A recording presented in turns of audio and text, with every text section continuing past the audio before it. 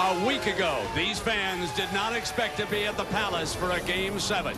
Their Pistons trailed Orlando 3 victories to 1, but they brought it home, and the fans will pack the Palace. This is it. Either you do or you die. The NBA playoffs, the strong survive. Crunch time, gut check now or never. Game 7 playoffs, it gets no better. Pistons came back and it's 3 games to 3. Game 7, pressures on the #1 seeds. TMac and Orlando know how to dance. Can the magic come true, then further advance? NBA, ESPN, EA.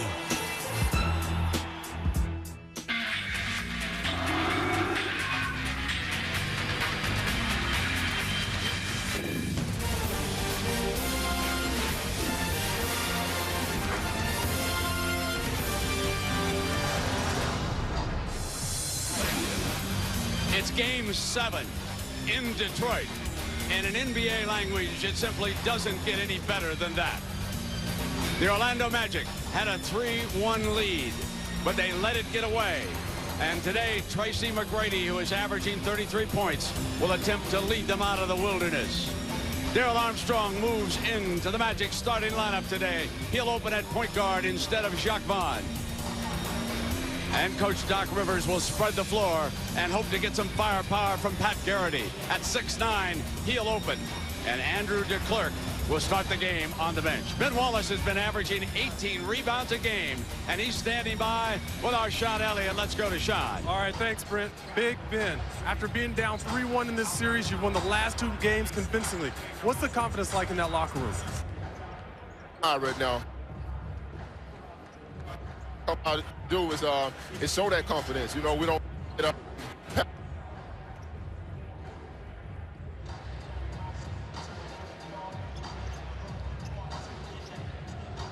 Change his starting lineup tonight. What about your preparation for today? Anything differently? Nothing different. You know, I try to approach every game the same way. And I've encouraged my teammates to do the same thing because, you know, I think right now we dug ourselves in a hole early and we was able to fight to get out. And now we're on our home floor in front of our home fans. Let's feed all this energy and play ball. All right, thanks, Big Ben. You heard it here first. Ben Wallace is setting notice today that it's his lane. To you, Sal. I'm down here with TMac, Tracy McGrady, your first ever Game 7 behind enemy lines here. You never thought you were going to be here. Tell me about your feelings coming into this Game 7, man. Well, you know, this is what it's all about, man. You know, you play your heart out throughout this whole series and you get to a pivotal game, which is Game 7. And it's win and lose, you know, go home, you know. So, you know, we got to take care of this game. Now, you have some changes in the starting lineup. How do you think those are going to affect having Daryl Armstrong in the game and now Pat Garrity in the starting lineup? Well, I think we got more firepower inside our starting lineup. When guys try to load up on me, those guys are comfortable and confident with knocking down shots, and they know the spots to be on the court. So, you know, we just got to come out and play for 48 minutes. Offense is really not the key. We got to defend these guys. All right, man. It's going to be a war. I wore my fatigue because I knew we were going to be in the trenches today. Back to you, Brent. All right, Sal, thank you very much. Our stage is set. One set of numbers you cannot overlook. In the history of the NBA, the home team has won Game 7 82% of the time. It's why the Pistons are favored by as many as 6 points, trying to come from a 3-1 deficit. One thing is certain. The home crowd will be loud. That could affect the officiating. Game 7 is next.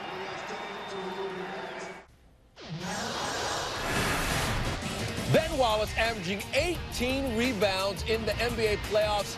The guy he'll have to help slow, Tracy McGrady. Somebody's going home. It's the NBA playoffs, Magic and Pistons, Game 7, and there is one spot left in the second round on our big board. Someone will make the move to the second round, either the Pistons or the Magic. Hello and welcome inside Playoff Central. Kevin Frazier, Greg Anthony, and Greg, you know better than most people, anybody in this building really, what it's like to play in a Game 7. Oh, yeah, definitely. In a Game 7, your emotions are running high. There's obviously a sense of urgency because if you don't win, you go home, as was mentioned earlier. And if you're the Detroit Pistons, you're feeling very good about yourself simply because you got to a Game 7. And in Orlando's case, they have to be disappointed with the fact fact that they've lost the last 2 games, that they had an opportunity to close this series out. Now, the Magic and Pistons, just one of 2 Game 7s that we have on the ABC family today. After the Magic and Pistons, make sure you bounce over to ABC at 3 Eastern. It's NBA shoot-around, and then it's the Blazers and Mavericks in Game 7. Can the Blazers pull off the impossible and come from 3 down? Magic and Pistons next. It's Sean and Brett, in what should be a fantastic game. A beautiful building, the Palace in Auburn Hills, Michigan, and it is packed to the rafters. Let's check our Bud Light starting lineups. And, of course, we've given you the big story, the Magic with Pat Garrity and Darrell Armstrong moving into the starting lineup. Gordan Giriček, Drew Gooden, and Tracy McGrady, of course, will also be out there. As far as Detroit is concerned, Michael Curry, Ben Wallace, Clifford Robinson, Richard Hamilton, and Chauncey Billups. Billups coming off a 40-point game. Our crew chief today is the veteran Danny Crawford. He'll work alongside Ron Gerritsen and Bernie Fryer. So it's Crawford, Gerritsen, and Fryer. Both coaches will be working hard. Both coaches want to get the other team in foul trouble early. Both coaches need to get on the free throw line in a Game 7. It can be a necessity. Ben Wallace has been unstoppable on the glass. Tracy McGrady has been unstoppable shooting, averaging 33 points a game. But in watching Game 6 and breaking the tape out, Doc Rivers agrees that several times Tracy McGrady shot too early in the count. Rick Carlisle is hoping that that trend continues. He's also hoping that Pat Garrity doesn't shake loose. The Magic with Shaquille O'Neal won the '95 Eastern Finals. The Pistons' only win in a Game 7 came against Michael's Bulls back in 1990. The Bad Boys rolling to the title. So here we go. Tracy McGrady to jump Billups there early in this game to take a shot at him. Doc said McGrady may not even be able to come off the floor here today. We'll see about that. It'll be Gooden and Wallace. Pistons with the first set, Sean. What should we look for early, do you think? Well, you're going to look for this small lineup that Doc Rivers put on the floor to harass the Pistons. Check out particularly the matchup between McGrady on Billups. Clifford Robinson misses the game's first shot, and the ball is volleyballed out of bounds. It belongs to the Magic. So Doc Rivers gambling, inserting Pat Garrity, hoping they can shake him loose, playing with that painful groin injury. Armstrong in the 3 Magic victories. Armstrong has played extremely well. He's been a difference maker. Not so well in the 3 losses. So goes Armstrong. That's how the Magic have played. McGrady up early again, misses the 3 ball, and Wallace with his first rebound. So there again, early in the count, McGrady comes up firing. Well, right now you have Armstrong on Billups, but I like the fact that Doc is challenging McGrady to handle the #1 offensive scorer for the Pistons. They are backing a smaller Garrity down toward the paint and going to work with Robinson. Well, they know that his groin is injured. But it's been hurting him the entire series. We're talking about a guy who is a deadly accurate shooter, and he's only shooting 22% for the series. He's obviously hobbled. Billups is doubled, gives it back up. They shoot to the top. McGrady jumps all over him. Good fake, but the shot clock goes off, and it's a turnover. So early nerve problem here on both sides. Not surprising in a Game 7. They'll settle down here in another minute or so. And most of the times you have guys moving so fast, they're not even playing the game. They're just running into each other.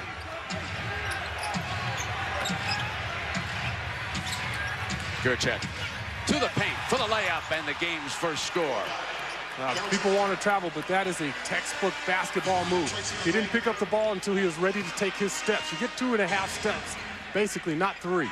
What's important there is that Tracy McGrady involved a teammate. Got the ball in Giriček's hands. This is something that Orlando must have. It must not be just a one-man show. Billups, though, continues the hot hand, nailing his first 3 ball. Well, when he's caught with a small guard on him, he's so strong and big he can raise over the top. Gooden bringing Wallace out, misses his first shot of the game, and here's that man, Chauncey Billups, running down the long rebound. It was not a good offensive possession for the Magic. They had no one on the offensive glass on that shot.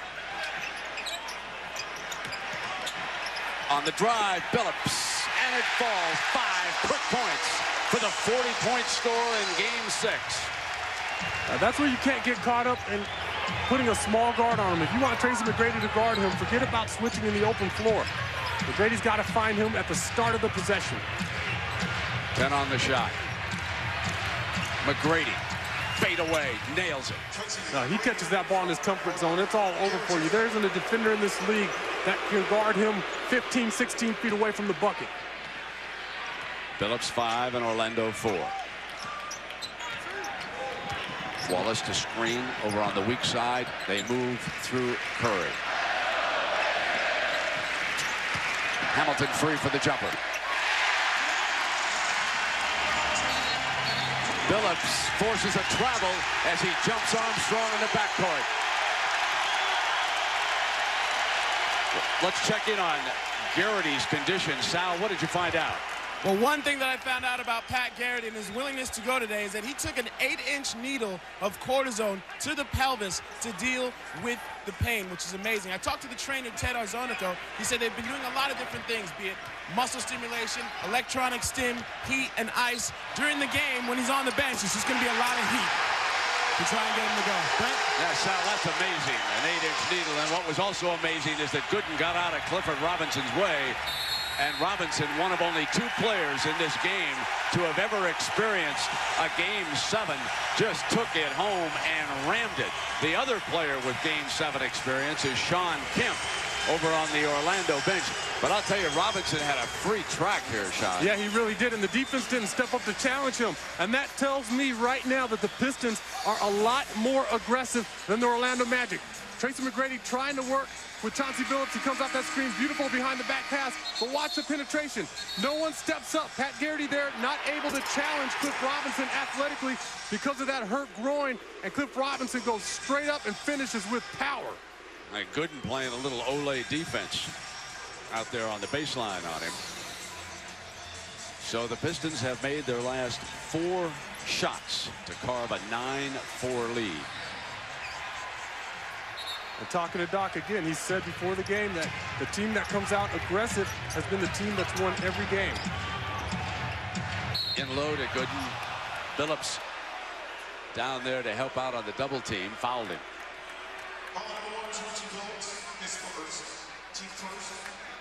First team foul here against the Pistons at the 8:40 mark. Screen high from Gooden on the pick and roll. There's a switch. Up over the top of Billups. Back to the corner now. They move it. Armstrong penetrates, kicks outside. Here's Giriček. No. A shot clock violation. That's just excellent rotation by the Pistons. They're swarming all over the floor. They're helping each other out. They're switching in the right situations. They've really come to play today. The home court advantage. Players yelling, shot clock, and you can't hear from the other side of the floor because of the din. Rip Hamilton posting up on the smaller Armstrong, spins baseline. Gooden rebounds. Darrell needs to continue to use that energy to harass the Piston guards. Entry pass to Gooden, back outside to Giriček, gets inside Wallace on the run. A nice looking shot. You see when he gives Ben Wallace that up fake, you have to respect it because he is such an excellent shooter. It's hard to keep your feet when you're guarding a guy who has a lightning quick release and can knock it down. McGrady trying to hound Billups, who's shaken loose for 5 already. He takes McGrady in, hits Rip Hamilton, penetrates from the weak side. Now that's where you need help defense. No one in blue is aware of where the ball and man are at the same time. When Hamilton makes that move, there are several opportunities to help. Giriček misses that 3, but Gooden with an offensive rebound. 2 in a row, misses twice on the putback, and Wallace cleans up. Cannot miss layup opportunities when you get offensive rebounds in a Game 7. And Billups, it's a 2. He was on the line, a 2 for Chauncey Billups. 7 points here in the early going. McGrady's feed. Good interior defense by the Pistons, but a dangerous pass out of bounds back to the Magic. Well, that's the only thing they've done wrong at the start of this game was that pass. The rebounding here, Gooden, you're not going to get too many opportunities over Ben Wallace. If you don't take advantage of him, you know the big fella's going to clean your plate. There's Chauncey Billups coming down, that right foot on the three-point line. He thought it was 3. He's got to pull it 6 inches shorter. He hit 5 threes in the opening quarter in Game 6. McGrady drawing the foul from Curry on the shot, so he'll shoot a pair of free throws. That's number 1 on Curry. It looks early on like McGrady's deferred a lot of that scoring load to his teammates, trying to get them involved. The way he's got to get his players involved is by catching the ball, and he's got to create opportunities for them. He can't rely on them to create opportunities for themselves. He's the man out there who can create his own shot. He can get shots for everybody else. Over there with Bernie Fryer, Billups becoming the 6th different player to score 40 points in a game during the postseason so far. Iverson, Nowitzki, Pierce, Wells. We only had 3 players score 40-plus points last year in the playoffs, Iverson, O'Neal, and Pierce. And a reminder to log on to NBA.com for the exclusive 2003 playoff section featuring live post-game press conferences. Curry, the 3, the unlikely 3 from Michael Curry, an 8-year veteran from Georgia Southern. He was the last guy out here shooting during the warm-ups. He was working on that 3-ball. He shot it from every angle. Billups sticking with McGrady, who finally gets inside and misses the shot. A positive start for the home team in Game 7. Curry's going to involve his teammates. Could have taken the shot, didn't want it. Didn't want to be viewed as selfish. Gives it to Hamilton. He comes down the line. That's tremendous team basketball by Curry. He passed up an open 3 look from the corner to get somebody else involved. What you love to see if you're a coach. Well, he realized that Rip Hamilton was caught on the perimeter with Pat Garrity. There's no way that Garrity can go out 23 feet and guard a smaller, quicker man like Hamilton. And the Pistons D, as tough as it gets in the NBA, forces another turnover. Hamilton again, right baseline. The one-time #1 draft choice of the Washington Wizards. One of the key men in this drive that the Pistons have put on against Orlando. Down 3-1. They've forced a Game 7, one in which they are dominating it at both ends.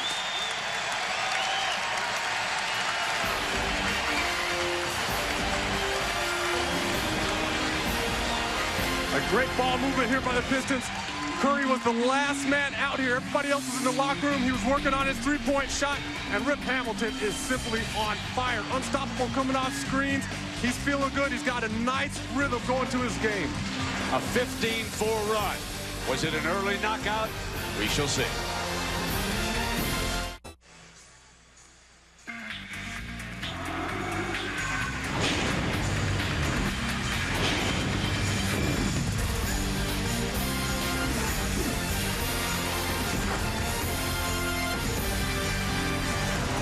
The Pistons open up a 12-point lead, 20-8 over the Magic here in Game 7. Now, what about the gamble inserting Armstrong and Garrity into the starting lineup?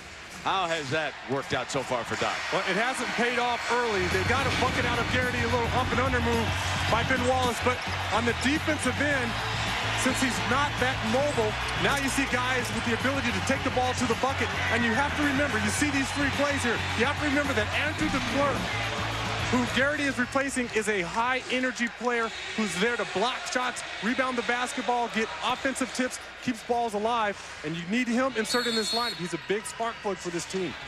The Palace guards, meanwhile, picking up where they left off down in Orlando. Billups with 40 points in that game, now has 7 here. Hamilton with 22 has scored 8 here. And Garrity hitting the front of the iron, battle for the rebound. The volleyball won by the Pistons. And see, when Pat Garrity comes off that screen, he's just not able to get quite enough lift on with his legs to get that shot up. The Pistons blazing, hitting 81%, 9 of 11. Wallace not noted for having shortstop's hands, and the ball gets away and out of bounds.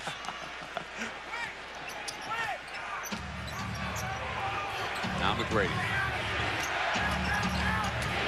Double low, and so Gooden comes open for the easy slam. That's how you create opportunities for other players. You got to be the man, take it upon yourself. At times, drawing the defensive help. Nice dish off. The big Drew Gooden. Robinson posts on Garrity. Hangs and misses the shot. You see, they're trying to attack Hill specifically. soon as they heard that Giriček was going to start, I'm sure the coaches started drawing up plays for the attack. McGrady at the other end, misfiring Wallace. Tracy McGrady here at the other end going is 1 of 4. But he's one of those guys who can be 1 of 10 and still get it going in the second half. Robinson looking for a screen to come on top. Hamilton fires the 3, and Gooden again rebounding for the Magic. At that time, Pat Giriček had a man behind him and didn't have to worry about the penetration as much. Giriček. And he's the other guy on that team right now who can really create a shot for himself, go outside, shoot that 3 ball as well. Carlisle wants a little time taken off on this set. Billups yo-yos that clock down toward 10. Wants to slow the pace down a little bit, not get into a quick up and down right away. Wallace is open, left hand. Wow. That's a nice, soft lefty layup by the big fella. Showing he has some offensive game. Curry sticking with McGrady. Did a great job. Forced the air ball, and Wallace is going to pound on Gooden. Curry's doing an excellent job right now on the perimeter with Tracy McGrady. He's not giving him an inch. He's contesting every shot. So the field goal good, and 1 free throw coming up here. The Pistons with an early lead. Orlando tries to dig back in. This update brought to you by Taco Bell. Kevin Frazier, Greg Anthony in the studio, and we're going to take you back to April 25th. Natalie Gilbert singing the national anthem in the Rose Garden, and she struggles. Maurice Cheeks comes over and helps her. Everyone in the Rose Garden sings. It's a feel-good moment, and this is where the Blazers' karma changed. And you see what they've done in the last 2 games. It was delayed karma because they lost that game, but now they've run off 3 straight. You see the difference, Greg Anthony, in the last 2 games. The points per game, obviously, but more importantly, it's the rebounding and the fast break points allowed. That's the key to Dallas transition basketball. The game is coming up on ABC at 3:30 this afternoon. Everything kicks off at 3 Eastern with NBA shoot-around. Should be a great game. Guys? All right, Kevin, well, I'm driving over with my friend Sean Elliott, and I say, Sean, how many Game 7s were you ever in? Never played one. Never played in one. 1990, he's a rookie with David Robinson. Game 7, you lost it, so you wanted to forget it. You know, that just tells me I'm getting old because I can't remember back that far. Aren't we all? But here we are in Game 7. Rip Hamilton and the Detroit Pistons with a 22-14 lead. Now make it 22-15. The Magic with 6 rebounds, and guess what? The rookie Gooden has all 6. They're doing a tremendous job inside. You see that Mo Cheeks helping that young lady sing the national anthem. It just shows you do good things for people, you get returned tenfold. Yeah, I agree with Kevin. That turned the mojo completely around. Chauncey Billups has turned the mojo completely around in this series. He has made it a 10-point game now. He's 4 for 4, and he has the difference, 10 points. Remember, he hit 5 3-balls in the opening quarter in Orlando. I see Wallace, nice tip out. Great awareness, gets it to the shooter. You should get the rebound and the assist for that play. Now, Andrew DeClercq, who was benched today in favor of Pat Giriček, replaces Giriček. And that is the 2nd foul on Pat as he goes over to the bench. Wallace missing the free throw, and now 7 rebounds for Gooden. That's why you like having Gooden there. We were back here earlier for Game 1, and he was unbelievable on the glass. Armstrong missing, but there is that man again. Gooden standing tall against Wallace. He now has 8 rebounds in the game. I don't need to tell you this, but he's going to be something else. Need to tell Memphis. Back outside to Chauncey Billups. There is Gooden out getting a hand on the ball. Back comes Billups, missing this time, and guess who yanked the rebound away from Wallace? Yeah, young fella has tons of energy. He's got energy in reserves. They enter to McGrady. Stays with it. Blocked by Big Ben. The bell tolls. Gooden, left baseline, and isn't this rookie on fire? keeping them in the game, Sean. Absolutely. Tracy McGrady was called for goaltend, but Ben Wallace caught that ball perfectly. Drew Gooden, the recipient of a beautiful Tracy McGrady penetration and dish. 9 points and 8 rebounds, and fellas around the league always remember what you do in game 7s like this. Hamilton coming in is fouled. Like he says in his commercial, it's his lane. Big Ben, that was close. Return to sender. You've got to have some athletic ability, excellent timing. And Ben's showing you his knee feels just fine. 1:10 left in the opening quarter. What he's done here in the playoffs, and again through 6 games, the last player to average 18 rebounds back in the mid-70s when he's playing for Jack Ramsey. Art Bill Walton. That's a very, very impressive number. And remember, Big Ben missed the last 10 games of the regular season with an injury, an injured knee. But he has been getting stronger and healthier as the series progresses. Probably another reason why the Pistons have come on late. As far as McGrady is concerned, he hasn't had a field goal in the last 8 minutes here for Orlando. Double team the ball. And Jacques Vaughn, who had checked in. Cliff Robinson gets that one. He's reaching around the back. You can tie a guy up from the front, but if you're behind him, I don't care if even if you have much longer arms, you're going to normally get that foul. Mehmet Okur checks in, and Robinson will sit down, the veteran. Curry has done a superb job so far on McGrady. Gooden from the wing knocks down the 2. He likes this building. That 18-point, 14-rebound performance in game 1. He's trying to replicate that in the first half.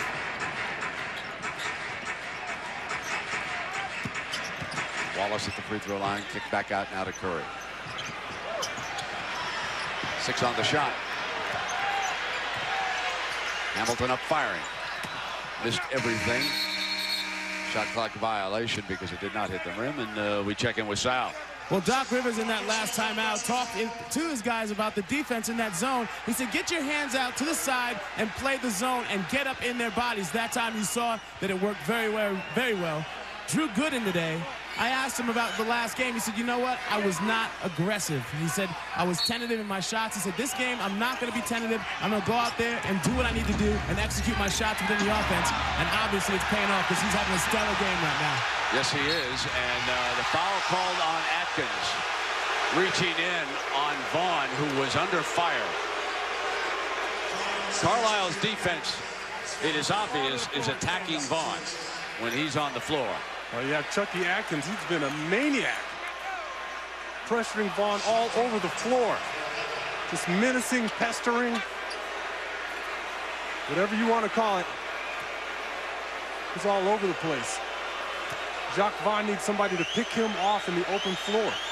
On the floor for Orlando right now, their normal starting lineup through the 6 games with Armstrong sitting, de Klerk and Vaughn on the floor. Gooden, McGrady, and Giriček have gone the distance. Now for the Pistons, Wallace has gone the distance along with Hamilton, Curry, and off the bench we have Atkins and Okur.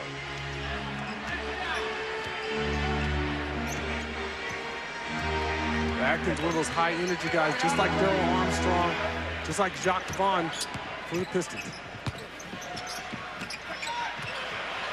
Struggling, the Pistons with 1 on the shot. Wallace fires up off the top, and the quarter comes to an end.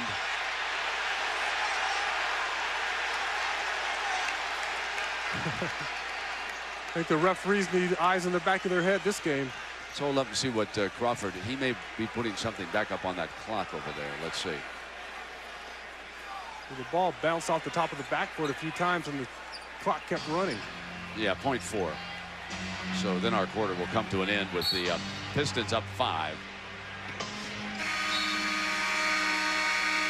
So after a sluggish start, the Orlando Magic puts together a 14-7 run. Drew Gooden, the ringleader.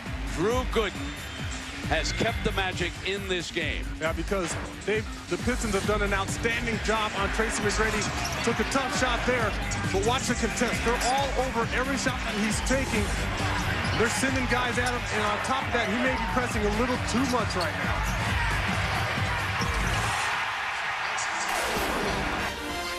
McGrady's numbers, only 1 of 6 against Curry. Feeling the heat, his first Game 7.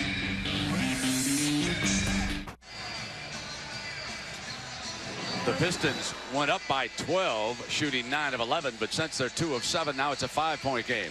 After that very bitter, disappointing Game 6 loss, Doc Rivers had this to say in Orlando. I'll tell you this. Detroit better play their asses off on Sunday, or they're going home. And I believe that. Thanks. Sean, I might say that they did play their derrieres off there in the early going, huh? Sizzling. Yeah, the Pistons really came out, and they truly have responded here in the first half. They're playing excellent defense. They're moving the ball well. They're taking the ball to the bucket. They're pestering Tracy McGrady, and they're rebounding the basketball. Curry will sit, and rookie Tayshaun Prince of Kentucky, he of long arms, will chase McGrady now as we open the quarter. The pull-up by Giriček. Under fire, good jump shot. Yeah, it looked like he really struggled to get that ball up. Thought that was short the way he shot it. Still hit nothing but the bottom. Billups back on the floor for Carlisle. Hamilton and Prince. Okur and Wallace. Here comes Prince under pressure. Throws the ball to Billups. Almost an acrobatic shot, but he's fouled and he'll shoot free throws. And that'll give me a chance here for a program reminder that Sunday Night Baseball on ESPN, presented by Nextel. At 8 Eastern, it's the Mariners and the White Sox. And it's also available on ESPN's new high-definition service, ESPN HD, the big picture. And sports at 8 Eastern tonight here.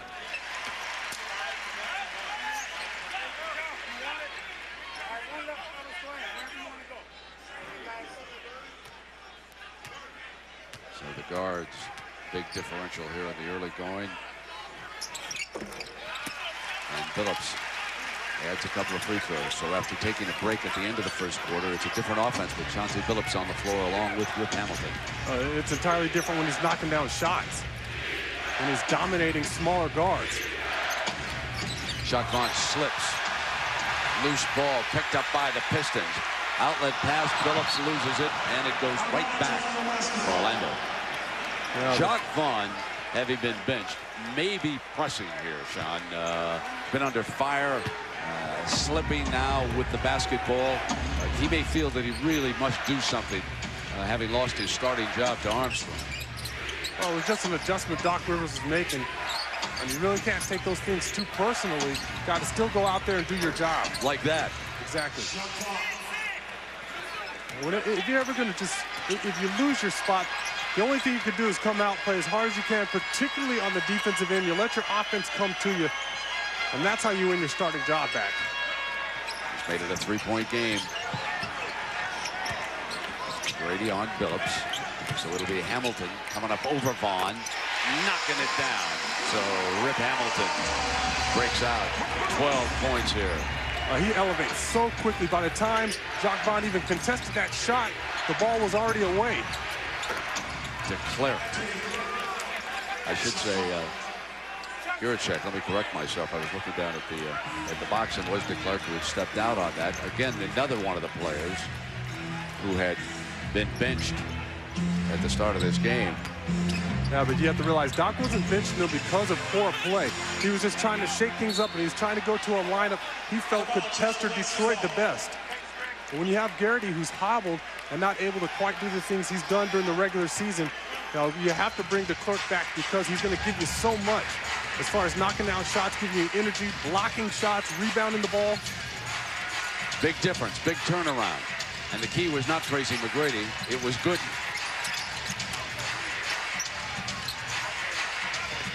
McGrady steps out, comes up firing with the three, missing again, but Jacques Vaughn pulls out a big offensive rebound. And McGrady's got to get something going to the bucket. He has a rookie on him right now. That's when you'd expect him to take the ball. McGrady cutting and Giriček hitting beautifully. I see, that's when you can't fall asleep on the weak side. You got to take advantage of the inexperience. Magic scored the game's first field goal. Then they fell back by 12. And now they have battled to within 1 here. And the Pistons and Carlisle will call a timeout.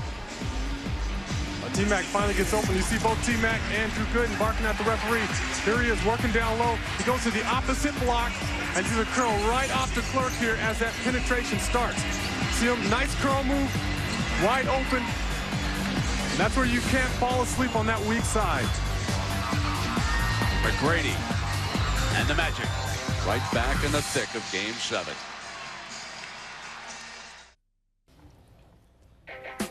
Kevin Frazier, Greg Anthony in Playoff Central, and coming up this afternoon, Game 7 between the Mavs and Blazers. The key to this game, Greg? It's going to be the big three. So far in the series, only Dirk Nowitzki has really had big games. Michael Finley's going to have to play much better. You can see it's particularly in games 4 through 6. And Steve Nash, they're going to have to up the ante. The first 3 games, they were there. The last 3, they were non-existent. Well, we tip things off at 3 Eastern with NBA shoot-around. Then it is Game 7 between the Blazers and Mavericks. Can the Blazers become the first team to ever come back from a 3-0 deficit? Gentlemen? Well, Kevin, it'll be interesting. The Mavericks have not lost 4 in a row since, I believe, back in 2000. It is very, very hard to beat a team 4 times in a row. Having said that, the Portland Trail Blazers have enough talent to do it. Everyone around the NBA has always felt that. As far as our scoring is concerned, the big turnaround after it was 28 Detroit, and Drew Gooden just a rebound short of a double-double here in the first half. Kept the Magic right in the thick of things, and now they're waiting for a McGrady explosion. He's only 2 of 8. John Berry off the Pistons bench trying to give some firepower, and Tayshaun Prince, the rookie, hits the 3-ball. That unorthodox left-handed shot of the Rook from Kentucky, and it's 34-30. He had a bigger man on him, and Drew Gooden. He was able to take him outside. High lob. DeClerc can't put it away. Wallace rebounds.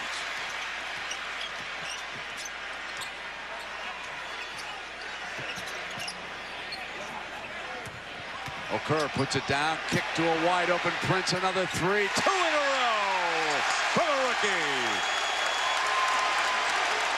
And that play is set up because Okur beats Tracy McGrady off the dribble at the top of the key. The difference, 5 of 7 from 3-point range. To McGrady. Tayshaun, though, has been chasing a little bit defensively, and it is clear that McGrady, when he has Prince on him here today, is going to go hard to the basket. Hey, if I had a rookie on me, I don't care if I was hurt or beat up. I'm trying to take advantage of it. Gooden out on Tayshaun. He'll put it down, attack. He's got a wide open Okur.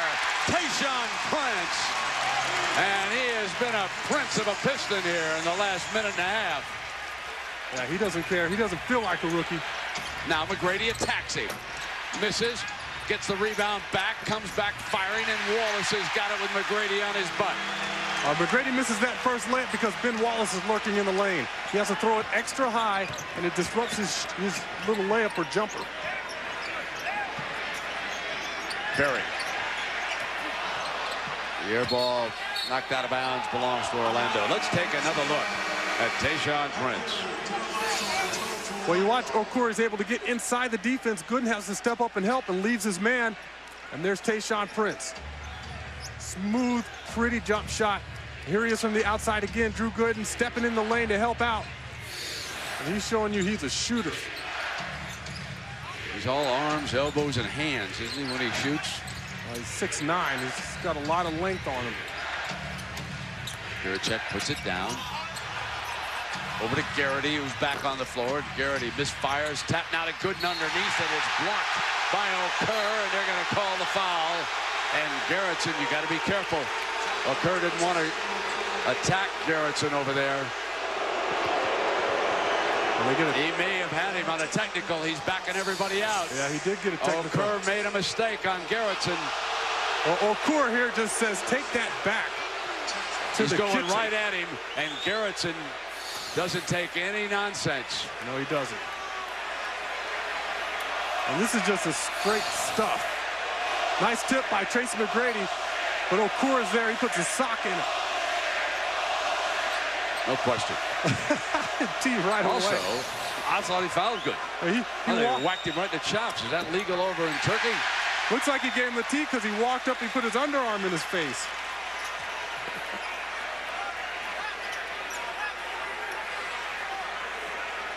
Big Turkish star playing in the NBA. You have that big guy coming over towards you. You almost feel like you have to protect yourself. Wallace will rest. Robinson's out there with Berry, Billups, Prince, and Okur stays on the floor. Garrity, McGrady, Gooden on the free throw line. Armstrong, Giriček.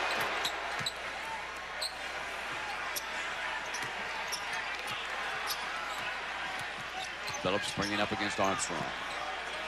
6.5 minutes left. 39-34, Detroit leading. Robinson slips through the baseline. Gooden stays with him. Into the paint. Pump fake, not kick. Corner. Tayshaun coming again. Okur saves it. Fresh 24. As poorly as the Orlando Magic played in that first quarter, they're back in this ballgame. They got to feel good about themselves if they're able to cut this lead down or stay close going in the locker room. Let's put a move on McGrady. Got the open man underneath his Berry. His second fine assist after penetrating. So first it's Gooden, the rookie for the Magic. Now it's Prince, the rookie for the Pistons. The kids are standing tall here in Game 7. Yes, they are. It's a beautiful penetration and dish by Tayshaun Prince. But how about the degree of difficulty as well by John Berry to put that shot up? Running away from the bucket, nice reverse layup. And Tayshaun has had a hand in their last 10 points. Berry the recipient that time. Tayshaun Prince with the Magic left hand here. That was a nice dish off here, but watch Berry. He's running toward the baseline. He's not expecting that pass, catches it. That's a beautiful horse shot. I'm out.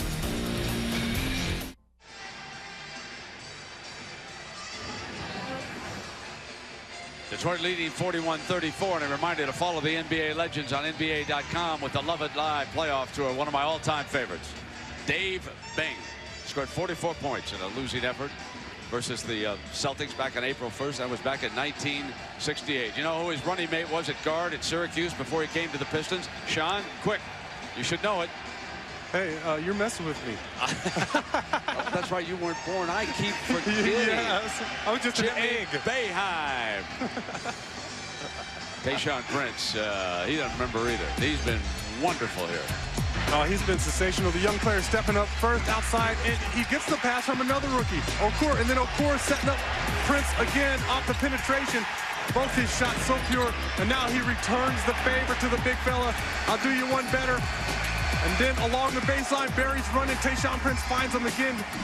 Two nice three-pointers, two nice penetrations as well, setting his teammates up. Young fella providing a huge input early on. The Pistons shooting 61%. The Magic 47%. With 5:49 to go in the first half.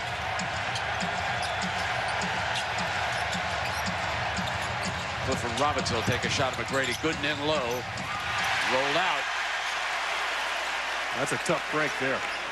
That perfect position. Garrity, McGrady, Gooden, Armstrong, and Giriček on the floor defensively for the Magic. And Prince put it to Gooden. I mean, he ate him up. Because you have a guy like Gooden who's not accustomed to going out on the perimeter. McGrady misses on the J shot. And Berry goes down. The reason that Tayshaun Prince is such a headache on the perimeter is because he's got another rookie guarding him, but it's a big man, and big men are not accustomed to coming outside of the paint area, moving their feet. They spend every day in practice, high school and college, working on post defense. They have to come outside the lane. It's a whole different ball game. Tracy McGrady here in the first half is 3 of 12.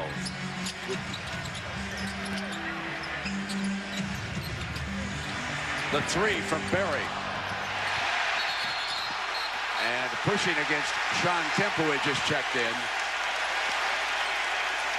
Muscled him out of bounds.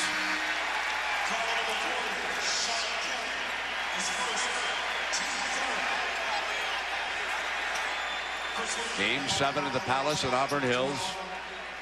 To start the game, Detroit rolled out to an early lead, went up by 12. Magic cut it to 1. And now it's 43-34. Berry off the Okur screen. Whitney off the bench stays with him. Here's Billups. He's wide open. Missed that time. Okur can't get the handle, but Berry does. Berry cut off by Whitney. Back now to Tayshaun Prince, who has been the difference. We've had one rookie for Orlando. Gooden who's now on the bench. And Tayshaun Prince for Detroit. Wide open Robinson. Put back is beautiful from Okur. The Turk muscles in. The Pistons are playing a different ball game right now than the Magic. They're all over the glass. They're helping each other on the defensive end. Okur is playing big-time ball. From the corner, the 3 is missed, but McGrady with a putback. That's how you get yourself involved in the ball game. You get an easy one. Everything that he's had to work for today has been extremely difficult.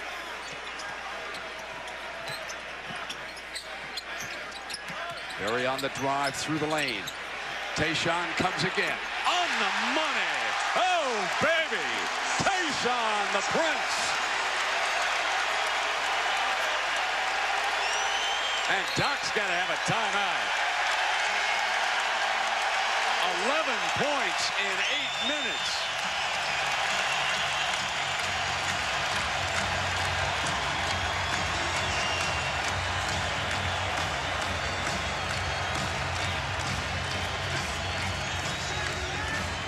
Well, in game 1, the hero was Drew Gooden. He was the rookie who blindsided the Pistons.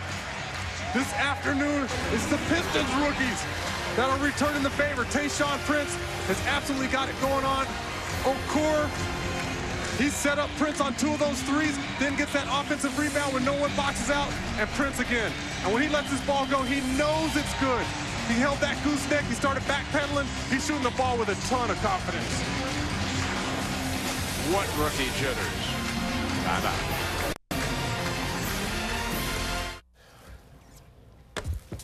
Coming up in a few moments on the ATT Halftime Report, Greg Anthony and I will talk about the MVP, who's in, who's out, who should win it, who shouldn't, who should win. Who didn't?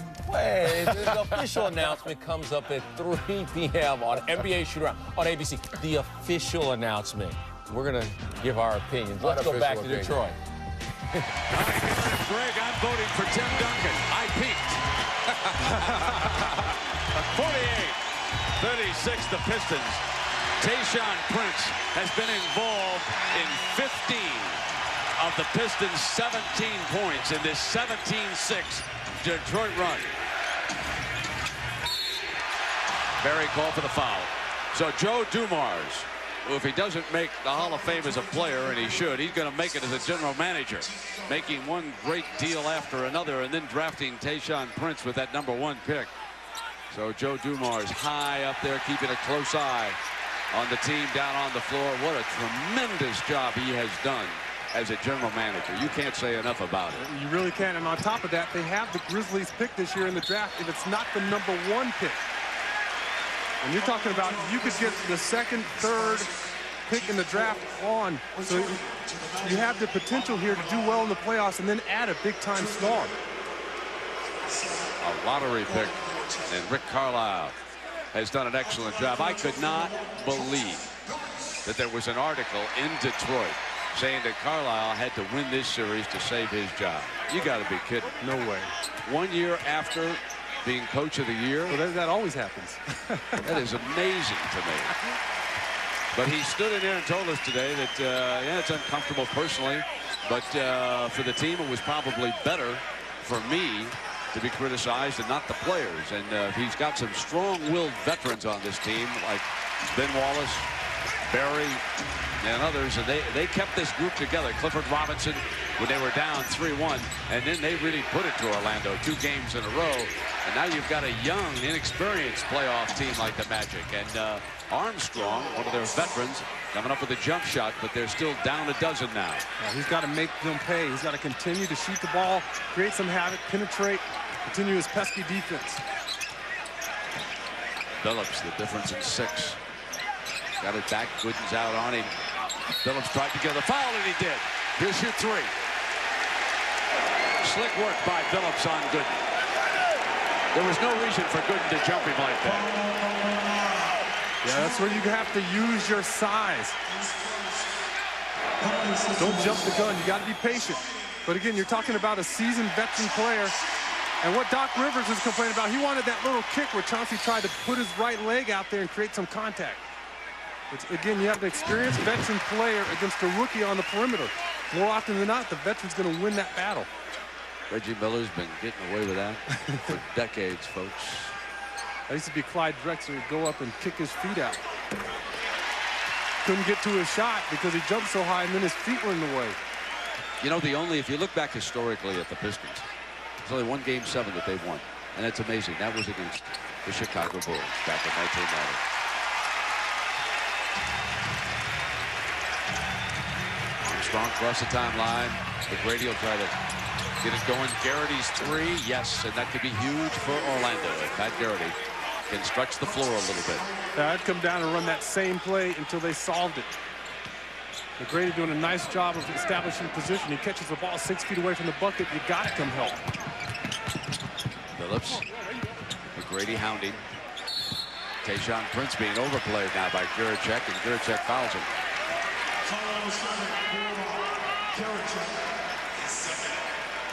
Well, this is what they wanted all along. McGrady in the block.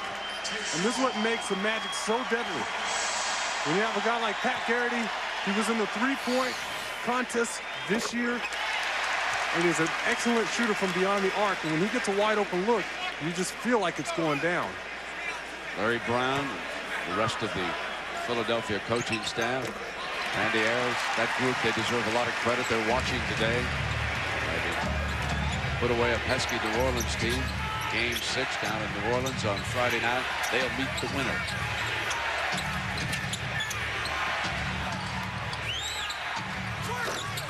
Missing.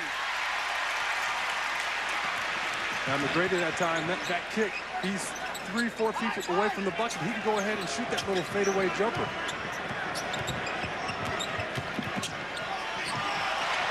No, and Garrity yanks it away. Armstrong, rhythm shot. The 3 is good. For him, it's a rhythm shot. You better believe it. When he's coming down 100 miles an hour, he stops on a dime and raises up. It's one of those shots from the bench when they're no, yes. Nice shot. Tayshaun wants to go to work on Giriček. Fresh respect for number 22 here as he goes to the baseline, spins back, paint, foul on the line again. And Tayshaun Prince going to work against the other rookie. There's Tracy McGrady working against the young fella. He's right in the paint area. You see he's right there at that dotted line. Cliff Robinson isn't the shot blocker that Ben Wallace is. That's an excellent opportunity for Tracy McGrady to throw that little hook. He elevates so much higher than everybody else. He can definitely get his shot off when he's that close to the bucket.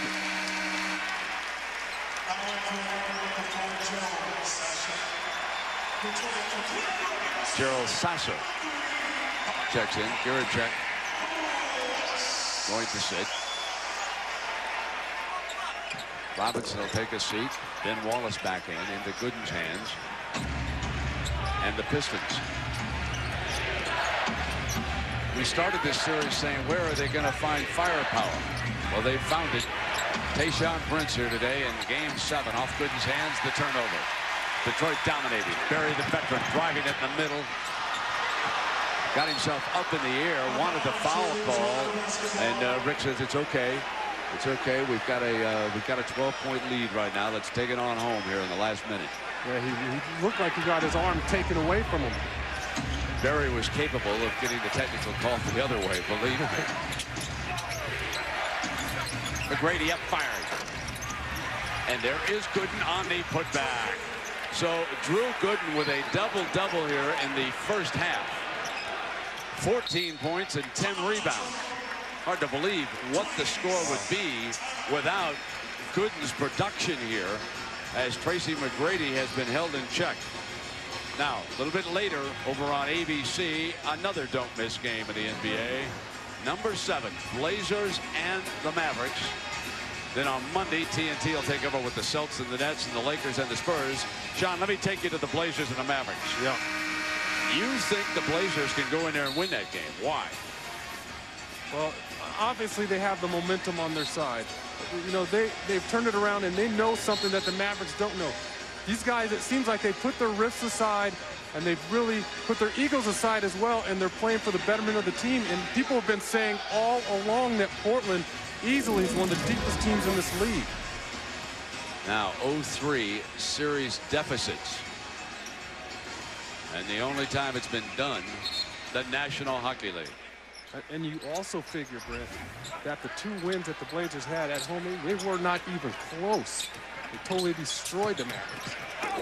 Billups blocked on the floor, and a jump ball is called. I just can't see that Maverick firepower losing 4 in a row, although I was shocked that Dirk Nowitzki was 2 of 11 and 4 points in game 6. I was stunned.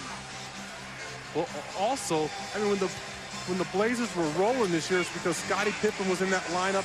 He's really the leader of that team. He came back midway through that series, and Portland acts like they haven't missed a beat. Well, I think that Randolph getting more and more minutes. And he's been also Kevin Lockery, who's here today for ESPN Radio, says that Randolph had torn up the summer league two years in a row and was deserving of more minutes, and he's been getting it. Well, he destroyed people this year. I saw him in Boston where he dominated the Celtics on the offensive glass, and I saw him in San Antonio where he did the same thing to the Spurs. It's a big guy, 6'10". He has excellent hands around the bucket. Seems like he gets every offensive rebound. One thing about a game 7, the only thing I can promise you, there will be an unlikely hero. There always is. Here in the first half, Tayshaun Prince. Don't forget about on the drive. Good. Chauncey Billups. Armstrong. Traveling is called before the shot. The Pistons will lead it by at least a dozen here at the intermission. That was nice use of a timeout. Johnny Davis, one of Doc's assistants, up over there. Played with the great Portland teams. There's Johnny. Garrity comes over. He asked me if I thought Wilt Chamberlain could play today. I had to think about it, but I said, yeah, sure. Wilt could play in any era. I said, and then he said, would he be as dominant? I said, no way. Too much size, too much talent. Berry, front of the iron, almost put it down as he prances off the floor. But this half belongs to Tayshaun Prince.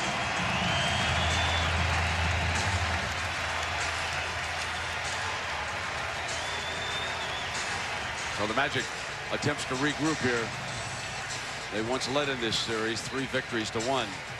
But it was Tayshaun Prince putting up 14 points in the second quarter. Let's go to Sal. Tayshaun Prince, the rookie.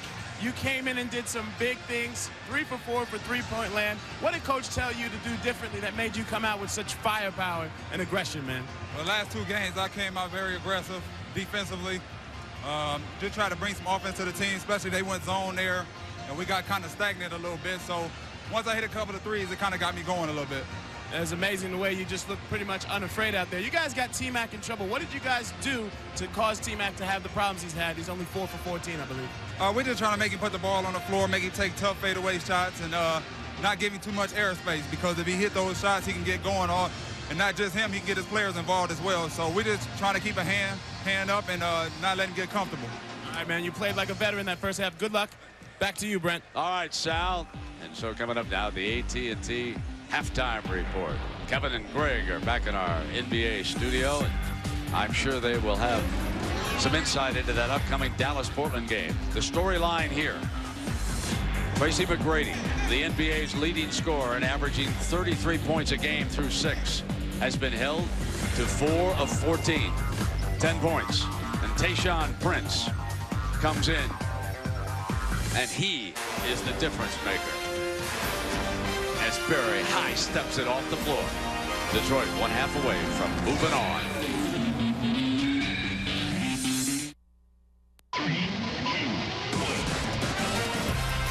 Welcome to the AT&T Halftime Report.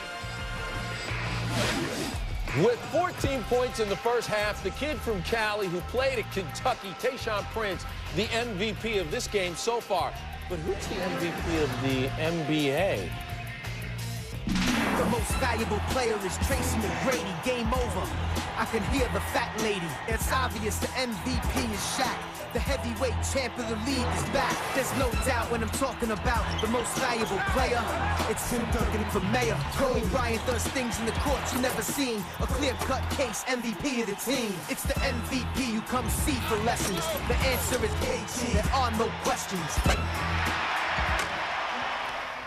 Welcome to Playoff Central, the AT&T Halftime Report. Kevin Frazier, Greg Anthony, and it is being reported by several media outlets that Tim Duncan has won the MVP award. The official announcement will come on NBA Shoot-Around on ABC at 3 o'clock before the Blazers-Mavs Game 7. So let's hold on for a second. Now, let's say if it isn't Tim Duncan, you don't know, you don't have a crystal ball, who would you vote in as MVP, Greg Anthony? Well, again, I think we've discussed this enough. I think Kevin Garnett, based on the regular season, was the MVP. Again, he led his team in scoring, rebounding, block shots, steals, and assists. This is from a 7-1 small forward. That's just a phenomenal season. They also got first round home court for the first time ever in their franchise's history. Based on that, I would have given it to him. However, and let's face it, Tim Duncan's going to win the award, and also a very deserving candidate. But this year, I just thought that Kevin Garnett did a little bit more to accrue that award. He led the NBA with 68 double-doubles, had 6 triple-doubles. Kevin Garnett does deserve the love, and he is a sentimental pick. Now we head out to Dallas, where Bill Walton and Tom Tolbert, dressed in their Sunday best, getting ready for Game 7 of the Mavs and Blazers. And Tom, I want to start with you, your MVP pick. Well, first of all, I would like to see them give out the MVP after the whole season's over. I would like to see them give out the MVP. No, after they the playoffs. They have 2 different MVPs. They have a playoff MVP, and they have a regular season MVP. And that's what we're talking about here today. What are we talking about today? Thanks for being on Ricky Lake, Tom Tolbert. Anyway, what I'm trying to say is they should give it out after the season. I would give it to Shaq. I just think Shaq's the best player in the game. It depends on what your criteria is for MVP, but this guy changes the game much more so than any other player out there. He's the best player in the game, the most dominant player in the game. If you don't believe me, which Bill never does, ask all the players in the game who the best player in the game is, and they will tell you it's Shaquille. And it's not like he's won 4 or 5 of these things. He's only won once. The MVP is about the best player on the best team. Shaq didn't play enough this year. That's why I voted for Tim Duncan. Okay.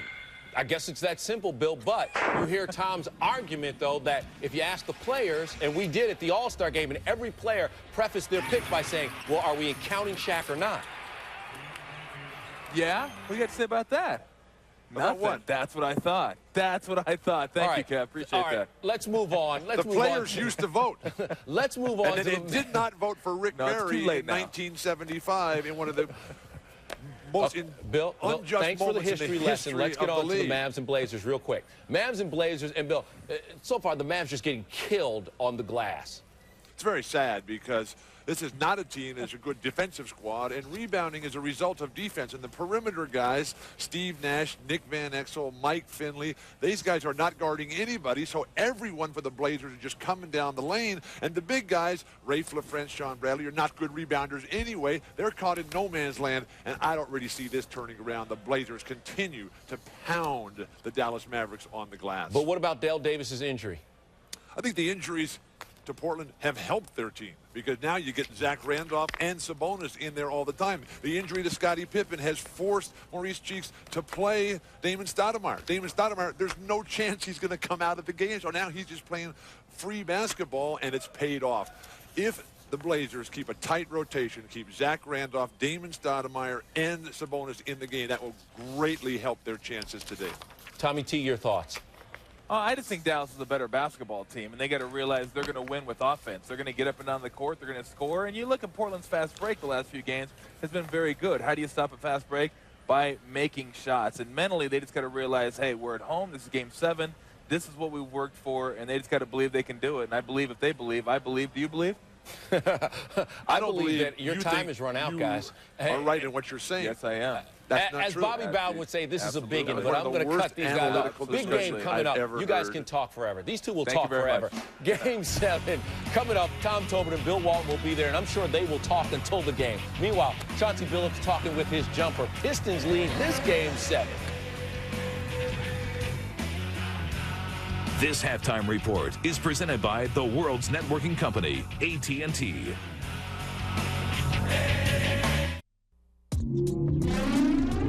Welcome back to the AT&T halftime report.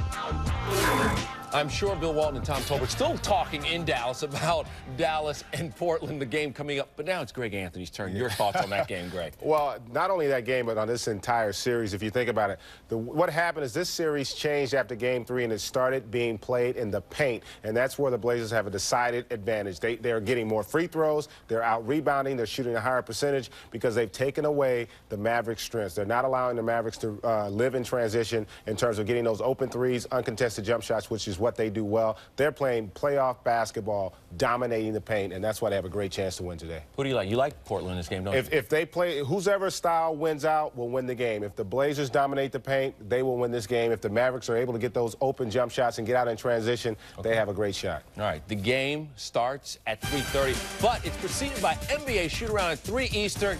Mike Tirico will have a conversation with the MVP, whoever that may be.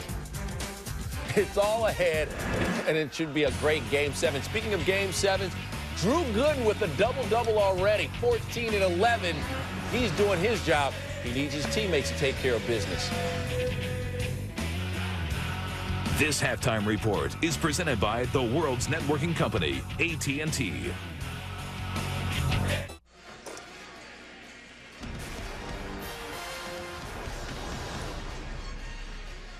Detroit leading Orlando 58-46 as we get ready for the second half. And in that first half, it was Chauncey Billups, the starting point guard, who scored 40 in Game 6, and Tayshaun Prince off the bench. After the Magic closed to 31-30 with 9 minutes to play, Detroit outscored them 27-16. Prince had 14 of the 27 points. He outscored Tracy McGrady during that stretch 14-4. Now McGrady comes out here only 4 of 14. He has missed all 3 of his 3-ball attempts. In fact, Sean, let's take a close look at Tracy McGrady's shot chart. To do anything at all, he's had to go hard to the basket here. Yeah, he really has. I believe he hit his first shot of the game, which was a wide open look. But after that, it's been Ben Wallace going after his shot. He's been getting double teamed. Every shot that he takes is contested. They've been all over him, and their game plan has really been efficient to start the game. What do they have to do to get back in this game? I mean, Detroit's on the verge of blowing them out here in Game 7. They really are. They got to play much better defense. 58 points at the half is way too many.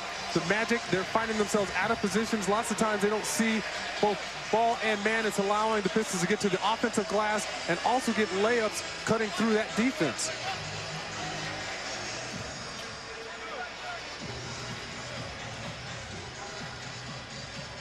There you see the runs in this.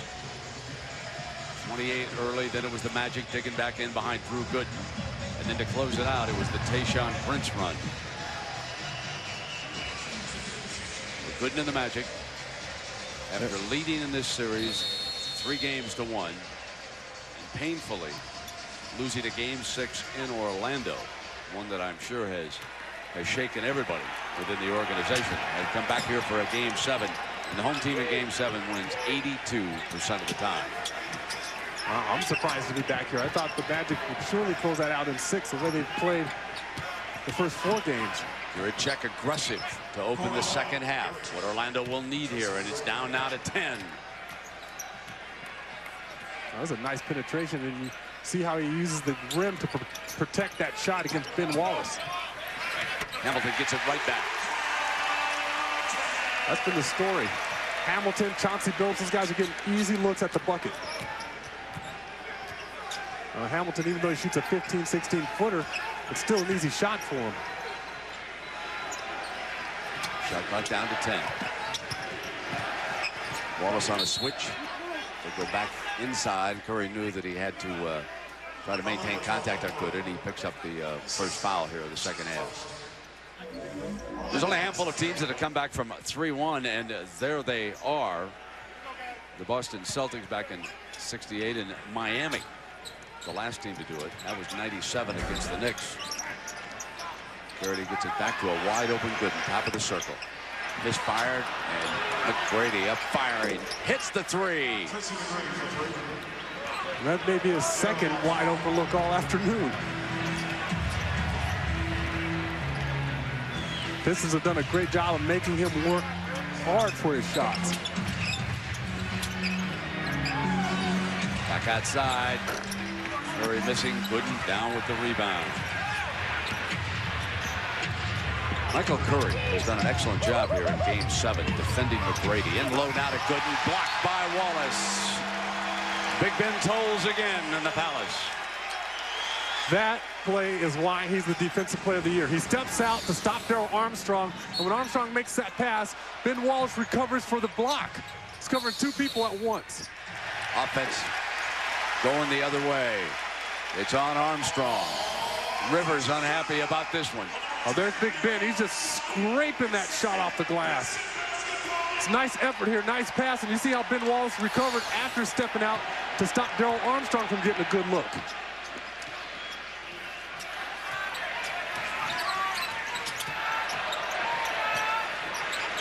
Pistons use Hamilton on the jumper, missing again, knocked away. Wallace fouled Gooden and into it right away. That's a good foul call. It's his second. All Drew Gooden has to do is catch that rebound, turn around and fire. Darrell Armstrong already had a beat on everybody else. Had an easy layup.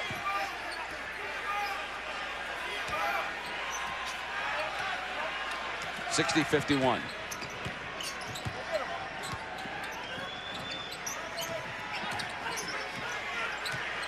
Giriček against Robinson. Back now. And here will be Gooden facing, backing Wallace into the paint, the jumper. Air ball.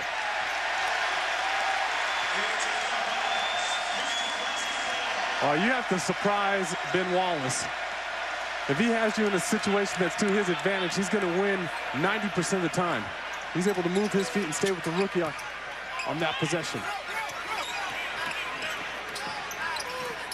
It's tough coming back against the Pistons when they have a lead. They're so patient. Play good defense.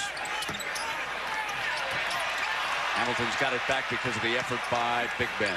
Yeah, when they're playing and they're ahead, they're extremely difficult because they can continue to grind and grind at you.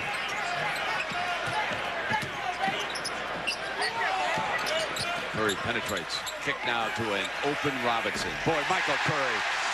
That is great recognition of what was available on the weak side when he attacked the paint from the corner on the dribble.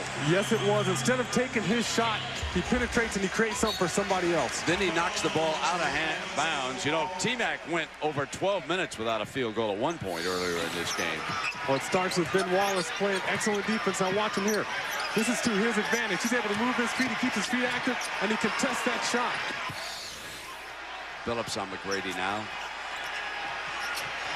Dives for the loose ball, calls a timeout. Was in danger of losing it. It'll be a 20. Doc Rivers up with the signal. Yeah, I see Tracy McGrady waiting a little too long here, Brent. He's catching the ball, he's turning, and he's assessing the defense. He's got to dictate what the defense is going to do, because if he catches the ball and he goes right away, how are you going to guard him? Here he is on the perimeter. Now he's sizing everything up. Instead of sizing everybody up, catch that ball every once in a while and go right away with it along the baseline. Use your speed and quickness. He's allowing that defense to get set, and they're prepared, and they're teeing off on him.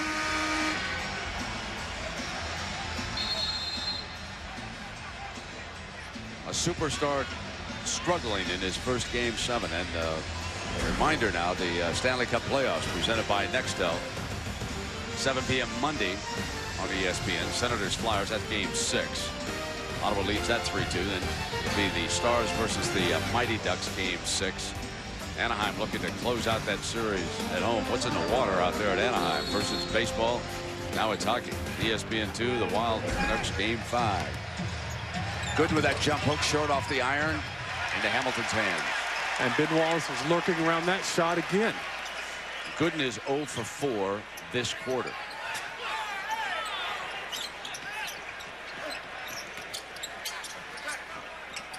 Billups on a pump fake and the attack. Underhand. And that was the story in the first half. Billups, Hamilton, they're getting anything they wanted. Billups that time, a little up fake, and gets all the way to the rim. Now it's Giriček's turn. He should have gone for the basket, but Giriček gets it instead. Yeah, we saw Ben Wallace coming right at him. I guess that would cause a lot of folks to give it up. Yeah, pretty soon that ball turns radioactive. Just get rid of it. Get it out of here.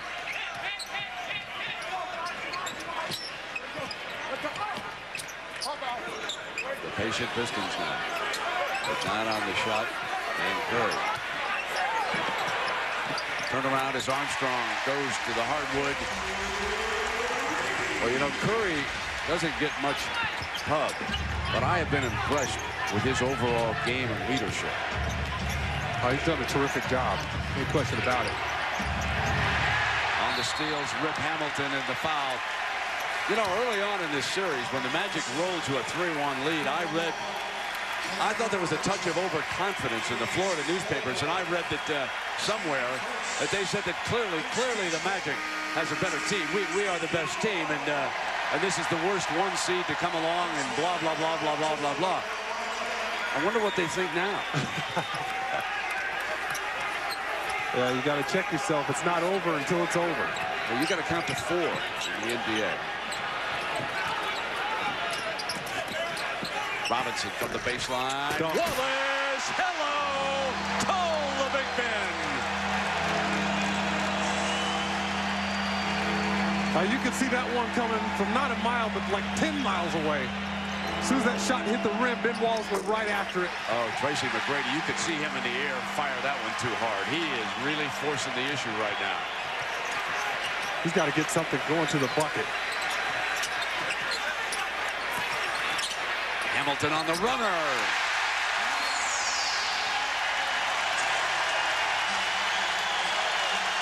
Got a timeout. The Red Wings couldn't do it.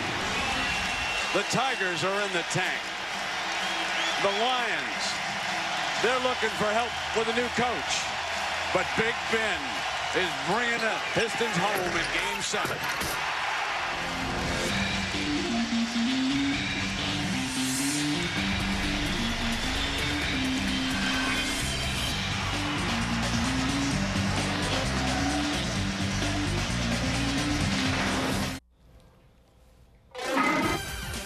Michael Finley's taken 5 less shots per game in the playoffs than he did during the regular season. He needs to step up. Mavs and Blazers coming up on ABC at 3.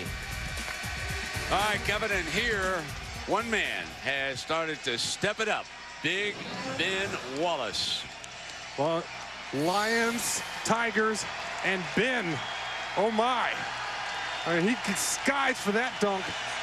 Looking for the knockout punch here in Game 7. And speaking of knockout punches, there's the hitman himself, Tommy Hearns. Huge Piston fan. And he's enjoying what he's seeing so far. Our producer, Tom McNeely from the Battling McNeelys up Boston way. Man, he loves it when he sees the hitman show up, huh?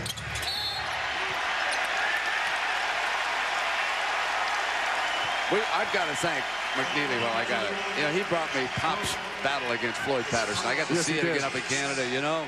And Tom should be in shape like Dad was. Well, I know not to mess with him now. Don't talk back to your producer. He might hit you with an uppercut. That's right. Once I found out he was from the Battling McNeely's up Boston way, I said, I better be a good boy. Exactly. Here's Hamilton now, traveling, pushing. Burke was there with Armstrong. Sal, what was going on in Doc's huddle? Are they desperate yet?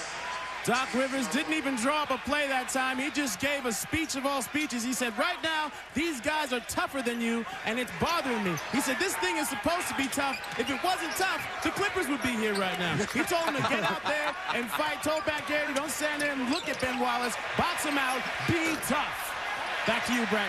Well, there's Robinson. This guy for an offensive rebound. And And I can just hear the doc over there. I've been in this situation before where you're in a closeout game and the other team is just dominating you. And it looks like right now the guys in blue, they're back on their heels. The Pistons they're dictating the tempo offensively. They're moving the ball around, and basically you have the Magic. They're just chasing them around the floor instead of dictating where those guys are supposed to go, where they want them to go. They are so dominant that the crowd is just sitting back relaxed, not even in the middle of it here. Goes over now to Orlando, and one of the big keys has been the fact that they have really put a saddle on Tracy McGrady here in Game 7. He has not been able to step it up and have put some huge numbers up there on the board yet. Every time he catches the ball, there's white jerseys all around him. And it all starts with Curry, and there's a switch, and now Robinson's on him. And Robinson tightens up on him, one hand on him. And there's a rejection by Big Ben, and here they come again. But they turn back over. Good play by Armstrong. Billups trying to get a transition hoop. There's Burke. Speaking of Irishman, on the right baseline.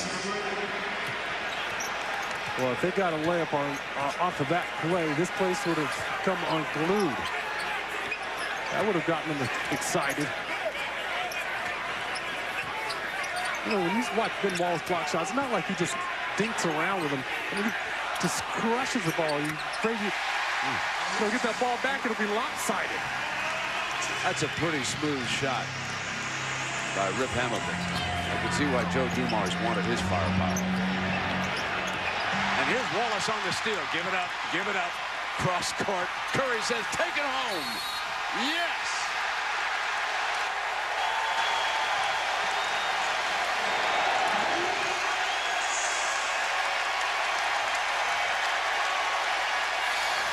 It's turned into a Ben Wallace show. You have Gooden here trying to create something. Watch Ben Wallace come out of nowhere. Destroys that shot. Here it is, just powerful block. And he's working on the defensive end, moving his feet. He comes in with those quick hits. That's your center stealing the ball. Running the floor, beautiful strength. Ben Wallace showing you everything in the book. Did they call a flagrant? You know what? Yes, they did. You look at those numbers down there, you can erase them. Numbers don't mean anything with Ben Wallace. He just provides so much emotional, physical energy out there. This guy's an unbelievable ball player. Let's go to Sal. When I talked to Ben Wallace today, he said, this is one of the biggest days ever in my life. He said, I'm going to be aggressive the full 48 minutes on offense. I'm going to take my shots, do what I can for my teammates. He said, we're going to put a hat on our head that said, gone fishing. And we're not going to let that happen today in our house.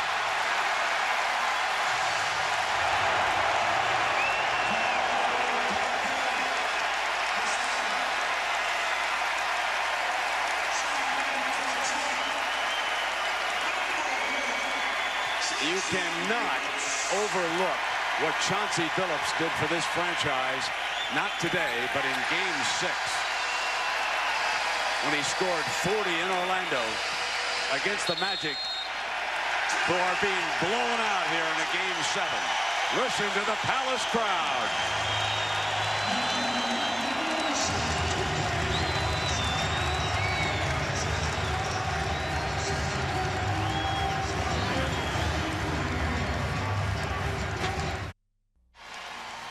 The Pistons on a 19-4 run.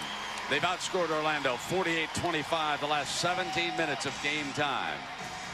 Tracy McGrady, 5 of 17.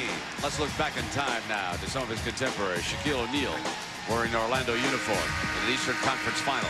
Came up a winner. Kobe Bryant in a dramatic fourth quarter comeback against the Portland Trailblazers. Came up a winner. Allen Iverson in the 7th game against Toronto. Came up a winner. One big difference here, Sean. All 3 of those fellas had home cooking. McGrady got to swim uphill on the road. Yeah, and they had really teams, both teams, all three of those guys, they all had teams that were challenging for NBA championships. The Orlando Magic are far from that.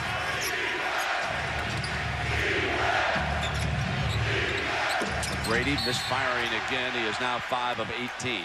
But I like that shot. I like the way he was aggressive on that possession.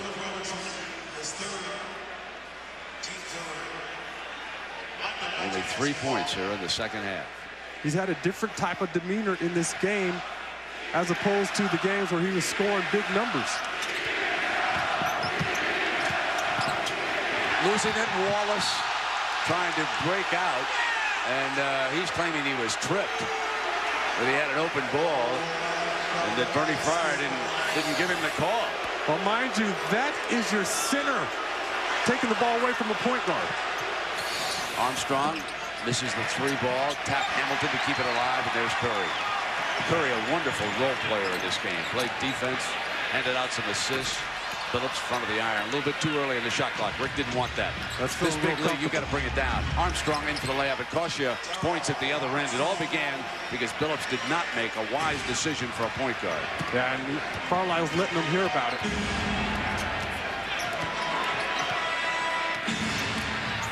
Whitney on Billups. And away from the ball, Armstrong trying to hold up Hamilton. He fouled him. Hamilton was trying to get free to come over to the weak side and use the Robinson screen to pop out. And Armstrong tried to hold him up and picked up number 3. Well, Darrell Armstrong, at least he's battling down there and he's fighting.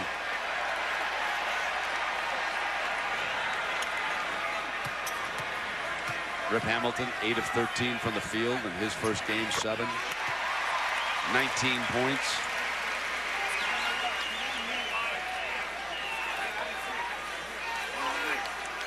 We've been watching from a very dejected Orlando bench right now.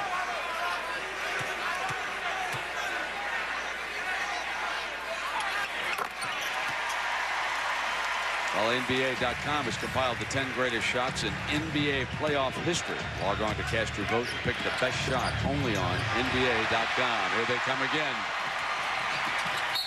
Billups double teamed and fouled. That's on Whitney.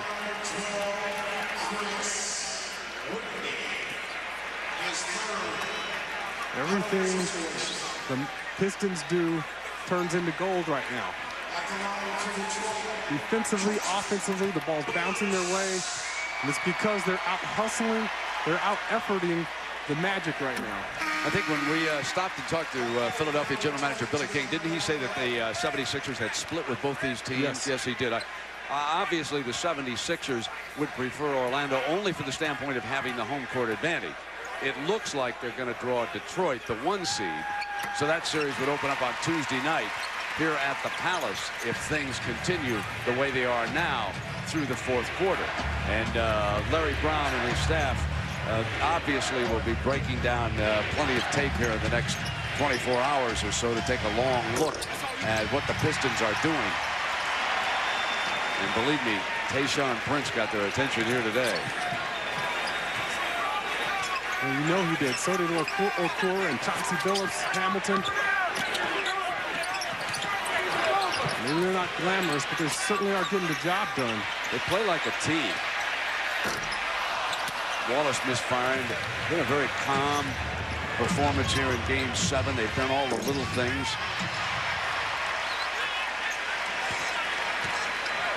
They've shut the superstar down defensively.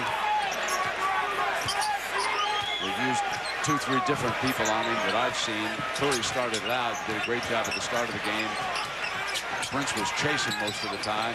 Billups offensively gives the big Ben, pump fake over the smaller Garrity. Not there. And McGrady out with the rebound here. Headman Giriček coming in, and he is fouled by Curry. Yeah, McGrady just, I don't know if he's lost his energy here or his pep. It looks like he's a little tired. He's had lots of opportunities when he gets near the bucket to at least put a shot up, and he keeps passing it to his teammates. I know he's trying to get people involved, and he needs to score big. And maybe it's because he's working so hard on the defensive end Early in the game, he started off on Billups, a different matchup for him.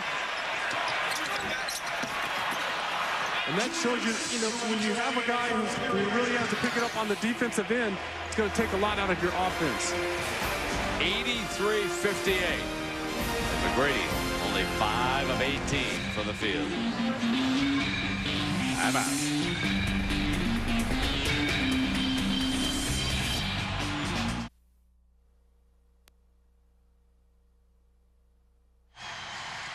Welcome back to the Palace in Auburn Hills.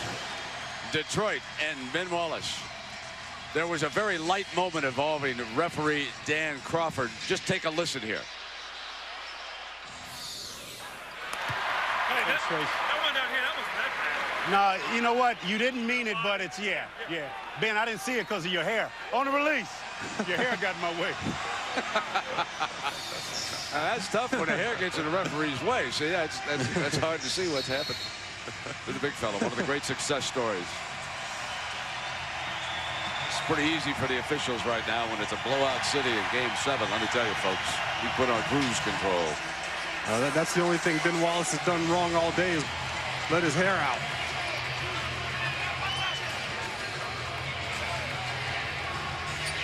Now there's the rebound row. Came into this game averaging 18 rebounds a game.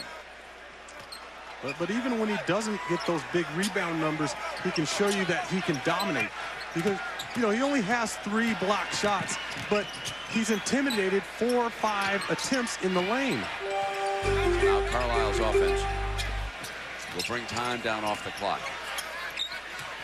Very interesting what Carlisle and his coaching staff discovered during this series. One, Chauncey Billups got healthier, along with Ben Wallace. But 2, Corliss Williamson was a bit of a defensive liability when he was on the floor. And in this series, they began to give Tayshaun Prince more time as it unfolded. Giriček knocking down the 3. The ebbs and flows of the NBA playoffs and some of the overlooked things that coaching staffs go through and the hours spent inside those tape rooms and the scouting.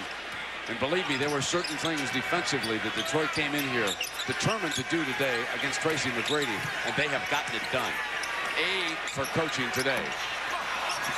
Battle for the loose, and Giriček will run it down. He has a great staff over there, Carlisle. Both these teams are well coached. And I know coaches on both sides of the ball. You have Paul Pressey, Doc Rivers have played with both those guys in San Antonio. And Kevin O'Neal, I've known him since my days at Arizona. He's a fantastic coach. Nice to have a shot blocker, too, like Ben Wallace has been here today. That's a great luxury. 4 blocks, and there's Kevin. Actually, before Game 1, I was up with Kevin O'Neal playing Scrabble till 1 in the morning. He said he dominated you. No, I wouldn't quite say that. and late in the year, I was going to dinner with Paul Pressey out in New York. I mean, I love both those guys. Both those guys, by the way, are going to be head coaches in this league one day. You're dropping more names than Howard Cosell. Scrabble with one coach, dinner with another. And that's how you do it in this business. You taught me that.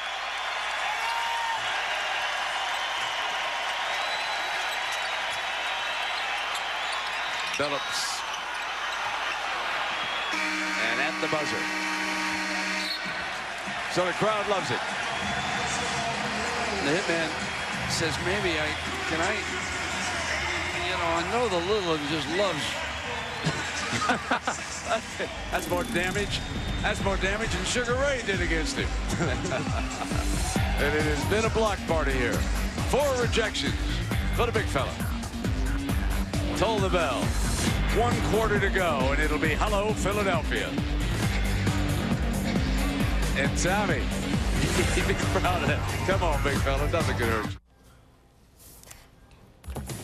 Don't forget, still ahead at 3 Eastern, it's the Mavericks and Blazers. Everything starts with shoot-around. The key for the Blazers so far, Greg? Zach Randolph. Since he's been in that starting lineup, 22 points, 11 rebounds, and a ton of energy. But what's been most impressive for me, he's shooting 55% from the field and 88% from the free throw line. The young kid is growing up. There's Zach getting set for the game. Game 7, his first Game 7. It's on the way on ABC. Who would have thought that Tayshaun Prince would be outscoring Tracy McGrady playing a third of the time? A short time ago, the Doc Rivers huddle. One last run. One last one. We've won 2 games this year where we've come back from 20 in the fourth quarter. Let's make it 3. We can do it. We can do it, guys. The game is never over. Never. All right? Never over. Magic will attempt to dig in, and Tayshaun Prince is on the floor to open the fourth quarter. It was back in the second quarter when he moved center stage. 4 of 5, 3 of 4 from three-point range. Giriček is on him as he pops out, and Billups goes the other way. Going against him, offensive foul to open the fourth quarter. And Whitney does a great job of selling that foul because he gets an offensive foul and he's behind Chauncey Billups. And you see Doc give that speech. That'll inspire you for the first 2 or 3 minutes of the quarter, and if you see results, that can help carry you. But the Pistons come out and they knock you right in the face coming out in the fourth quarter. Usually you're going to see a team just give in. Down 3-1. Rick Carlisle and the Pistons closing in. And one of the changers, Corliss Williamson, has not seen the floor very much. Tayshaun Prince, the rookie, a little bit longer in a relief role against McGrady. So he has drawn minutes. And Corliss, being a good soldier, he caused no trouble, they tell me, inside that locker room. And this is a veteran team, and they hang together, and that's important for a coach. You got enough headaches. Well, when you start getting up there in age, you realize that it's not about you being a star anymore. It's about the good of the team. You see Corliss not even complaining. He's sitting and enjoying the game. Get some rest. This is here early in this fourth quarter, going against the Pistons. And the Magic on a bit of a run right now. 7-0. Can they keep it going? McGrady being leaned on by Prince. Vaughn battles inside. Back out. Giriček's 3-ball. Yes. And there's a 10-0 run now. If they're going to make a run at it. And Carlisle immediately uses a timeout.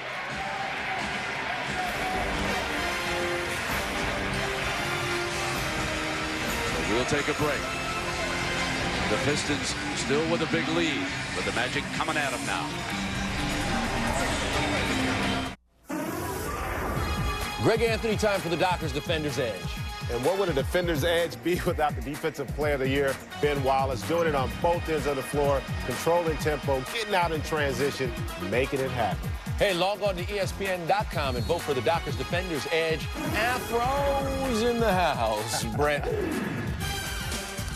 Damon Stoudemire, a key if the Portland Trail Blazers are going to win Game 7 and pull off a piece of history. That's on ABC in moments. So that's coming up next on ABC, Kevin. The Orlando Magic trying to put together one last burst here. They're on a 10-0 run over the last couple of minutes. Hit a couple of 3 balls, but Tracy McGrady has yet to step it up at all, Sean. Yeah, you know, he really has not been himself. I'm surprised because even that last play was indicative of the way he's played this afternoon. He has Tayshaun Prince on him, and instead he's setting a screen to let Jacques Vaughn get to the bucket. He's not stepping out. He has to step out, demand that basketball. Look how small Doc Rivers has gone. I mean, he's got McGrady out there with Garrity, Vaughn, Giriček, Whitney. McGrady's taking Wallace right now. Well, the only problem right now is that Ben Wallace is stronger than all 5 of you out there together. And Hamilton pops it in. So Billups and Hamilton have combined for 50 points here in this game. They're 17 for 28 from the field, the 2 of them. In Game 6, they hit for 62. Big difference with the guards. McGrady takes that one to the rack, and Okur fouls him. Yeah, see, you know, it's just the snap isn't there. You know, that Game 1 we had here, he put a ball down on Okur so hard, just like this, but along the baseline. I thought they were going to have to pump Okur's stomach to get that ball back. But this one here, you know, he misses. It's almost like he's just He doesn't have quite that energy that he's shown in previous games. Is it possible that a superstar like McGrady should be rested early in a game 7 when you see him missing a couple of shots rather than keeping him out there for the entire game? Well, no. I guess that answers that, Coach. There you have it. I want him out there 48 minutes if I'm the coach. He's young. He's 23. You kidding me? He can play 48 5 nights in a row. Behind Prince, Hamilton brings it up.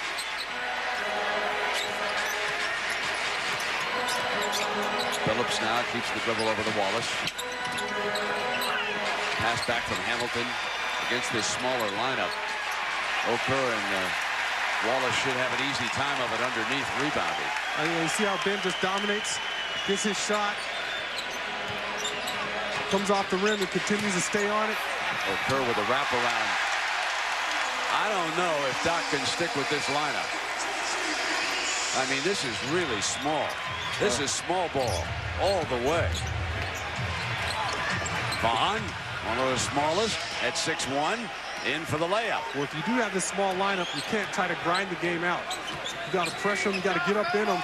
Chauncey Billups is able to bring this ball all the way to half court without any pressure. Grady over here on Wallace. Now 6 on the shot. Here's Tayshaun Prince. He's got Vaughn, turns, double, kick it back outside. Billups will fire a 1 on the shot. Shot clock violation. Over now to Orlando. Well, Doc did tell us that when they look back at the tape, that his small lineup had done the best job for him offensively, and he can't get any smaller than this one. Well, if you look at any comebacks in the league, it's usually because you put a small lineup out there. How many comebacks do you have when you have your bigs out there plodding around? There's Vaughn attacking again with the floor spread, and Wallace down with the rebound. But even when he makes that penetration, he sees Ben Wallace in the corner of his left eye, and he throws that layup off the glass awkwardly. You know, Ben's just intimidating. Now watch his penetration. He sees Ben coming in there, and he throws a shot off the glass when he has a lane to the bucket. Because Ben is so quick and athletic. You don't want your poor ball when you throw it up there to get destroyed. All right, Atkins, you see the largest deficit after 3 quarters. And that's a memory that Portland has lived with for a long time. In fact, the one way to erase it is for them to win today against the Mavericks and be the first team in NBA history to come from a 3-0 deficit to win a playoff series. That's 5 fouls on Giriček. Out of bounds sideline. Team's first foul here. 8:48 mark. This is a good lesson, though, for the Magic if they end up not winning this game. They're still a young team, and you have to go through your speed bumps, your roadblocks. You have to face a ton of adversity before you're ready. Quick double team on Hamilton and the long pass out. You really have to understand how fragile and rare these playoff opportunities are. And same thing for the Dallas Mavericks. You know, you have to go through adversity. You have to go through a lot of heartaches before you make it there. That's what makes it so special. Down the middle and 1. Even TMac there, you know, game 1, he dunks that ball and he's huffing and puffing at everybody. Nice penetration pass. Atkins, nice laying off the glass. Now, you see, even after that layup, there's not that emotion that you had. I mean, you go back, you run game 1, that film, he's dunking on people, he's flexing like Shrek. I mean, it's a completely different Orlando team than we've seen in their victories.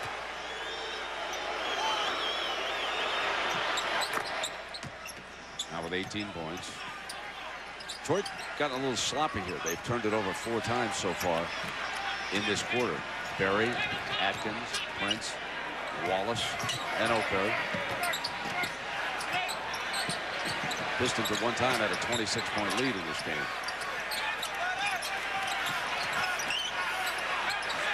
Now 5 on the shot. Here comes Prince. Jump shot. On the money. There he is again. Now maybe these guys are just demoralized because everything they do the Pistons have an answer for it. Giriček, McGrady looking for the long ball, partially blocked by Tayshaun Prince. Running the floor is Berry. He'll bring time off now. He's a smart one. Atkins just holds onto the ball, brings the shot clock down to 10 now with this big lead.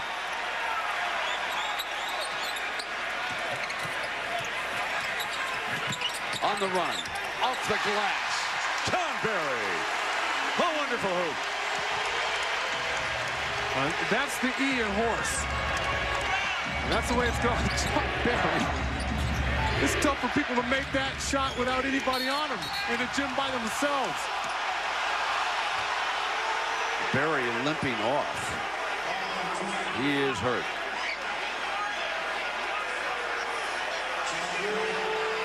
He fell on his back. Got a little, get a bruise on your backside. That's exactly what it is. And then your feelings are hurt. You don't draw the charge. Wallace rebound. Now that's when you wake up in the middle of the night. If you get something to eat, you wake up in the morning and all of a sudden that side doesn't move. You're locked up. Shot clock inside of 10 again now for the Pistons. Atkins pass stolen by Whitney.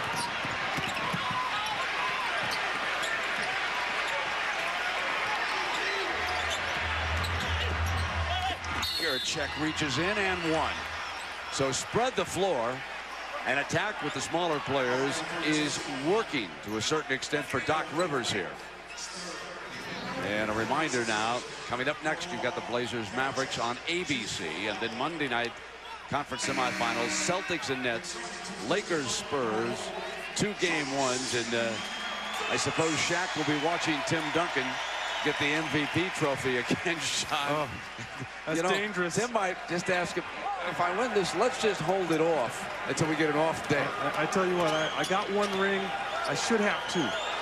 And in the year 95, that was the year that Akeem came in, and game 1 they gave David Robinson the MVP trophy. Had a big montage. The crowd was going crazy, and Akeem was seething on the other bench. Yep, it can happen. A 42-point average later in that series. You just don't want to anger the Shaq Daddy either. You know, he's tough enough without getting a little inspiration. And I tell you, in that series, one thing that people really didn't see is that we threw everything at Akeem. It was not a one-on-one matchup in the block with Dave Robinson by any means. I remember one shot in particular. He faded away along the baseline. I reached around and put my hand in front of his face. Dave was contesting the shot, and he still dropped the bucket. I said, we don't have a chance of guarding this guy. You know, Hakeem Olajuwon, maybe underrated, Sean. I can still remember him with that fadeaway for Houston when they win a couple. He beats Ewing in that dramatic game 7, and of course they interrupted the Bulls' run as Michael was attempting to hit the curveball. Exactly. But, he came back for 3 more. There's Tayshaun Prince growing up right before your eyes in Game 7. He's a rookie no more, folks. Yeah, you have to take away that designation when you make it to the postseason and you play like this. McGrady's turn, and Wallace rides with him, and Okur rebounds. And that's a layup unless Wallace is there. Any other player out there on the floor right now, and Tracy McGrady has 2 points.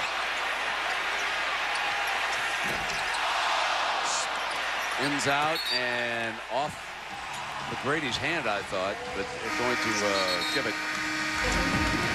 Tayshaun Prince. Those long arms and that confidence from that first half. He feels like no one can stop him right now. And he's cut to the basket after the baseline play. Beautiful finish. He's a rookie no more, Brent. The Detroit Pistons and Tayshaun Prince are 5 minutes and 49 seconds from Allen Iverson.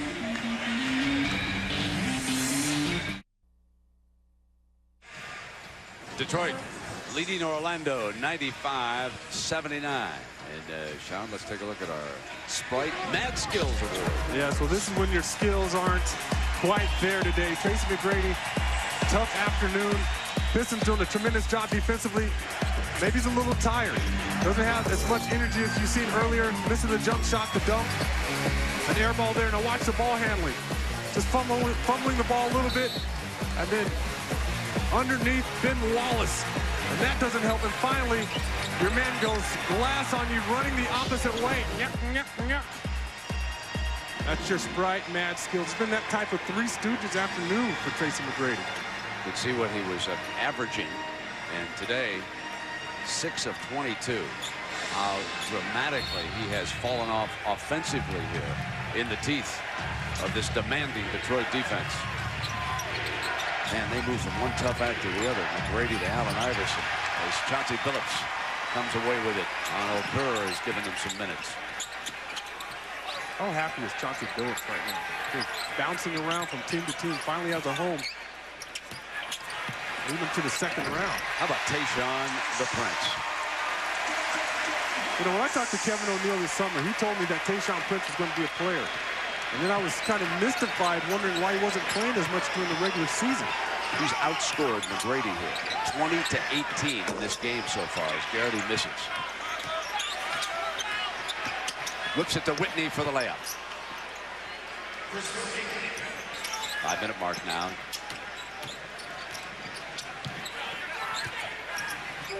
Prince looks to me like he has an idea, Sean. He doesn't seem lost on that floor at all. I mean, he had great coaching at Kentucky. Absolutely. Nobody's any better than he is down there with that organization. No one's more deserving of a big contract either. On the run now. And it winds up at Whitney's hands in the middle. Whitney tries to also draw the foul. Didn't even get the field goal. Great defense. Well, John Barry deserves an award for that possession. And Billups drains a three. A 30-point game to go with his 40 the other day. Oh, wow.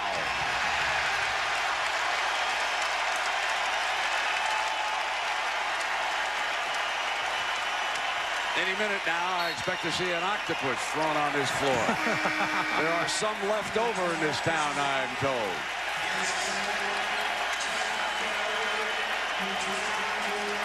Well, that wouldn't surprise me the way these guys have played this afternoon. That last possession in particular, Barry, when Chris Whitney looked like he had a wide open layup. He didn't even see Barry coming along that right side. And that's a guy who never gives up. For 2 games, we kept saying, where's Detroit going to find the firepower? They've got Rip Hamilton and who else? Well, Chauncey Billups comes up big in 6 and 7. Tayshaun Prince rolls in off the bench in game 7. And now suddenly they've got an abundance of firepower. Nobody enjoys it anymore than the hitman. The little boy said, Daddy, let's go home and play. This one's history. Bring on Allen Iverson. We want to see the little fella. And I hope you had a chance to watch Allen Iverson the other night in game 6 in New Orleans. It's remarkable to watch him play. Those last 2 field goals are just etched in my memory for a long, long time. Well, he is something else. And what scares you is he's got a nice supporting cast, and he alone can win a playoff series for you. They would be the next opponent in here on Tuesday night. We're closing this one down, 3:48, and McGrady knocks down his second 3. And somebody behind me yells a little too late, and I think he's got it right. Yeah, it's been a tough day for Tracy McGrady.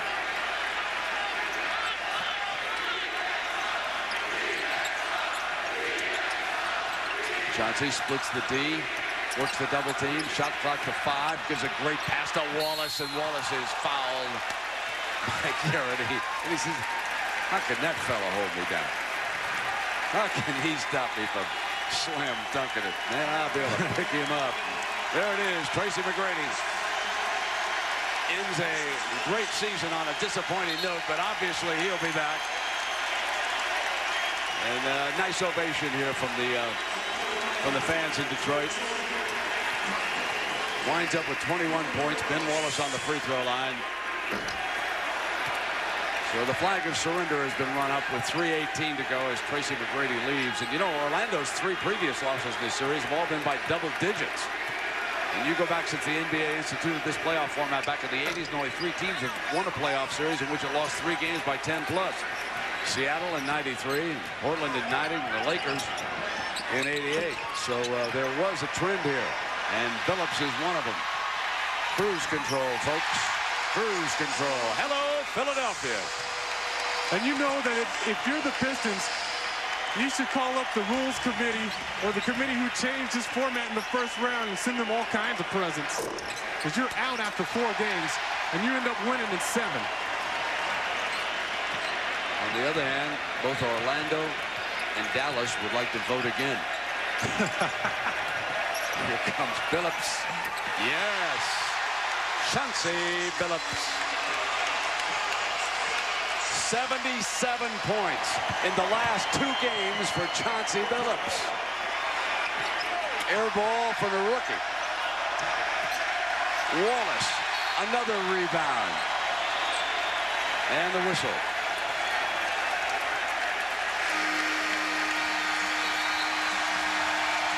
A dozen rebounds for Big Ben. Put on that 12th t-shirt up there.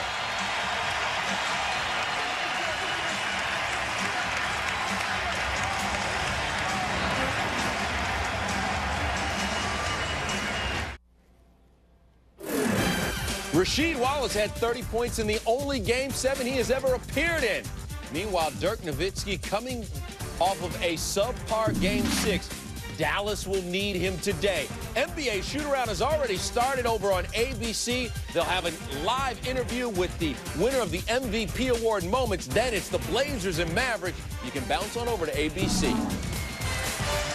And Kevin, right here, Detroit is headed for the semifinal round against Philadelphia. They've shot 56% here today as we check in on our Miller Lite storyline. And they've held McGrady in check, 7 of 24. Billups and Prince combined for 57. And the Magic can shoot only 42% here in the teeth of this defense.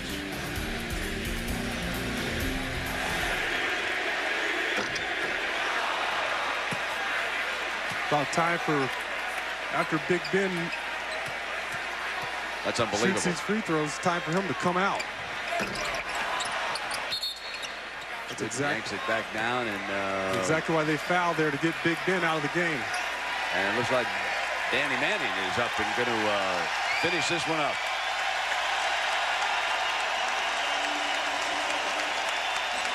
You cannot tell me that this guy is not an MVP candidate. And again, scrape those numbers, wipe them out, because this guy makes his team.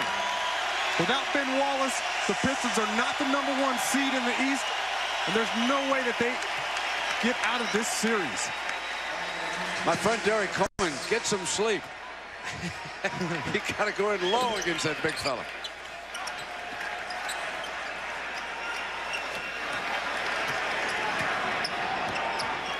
Big Ben, you know, your chance was to surprise them early, because he didn't play those last 10 games of the year, and he's coming into a series where he's maybe not in the best condition, and he's a little concerned about his knee, but given the playing time, the length of this series, he's regained a ton of his confidence. There's Hunter.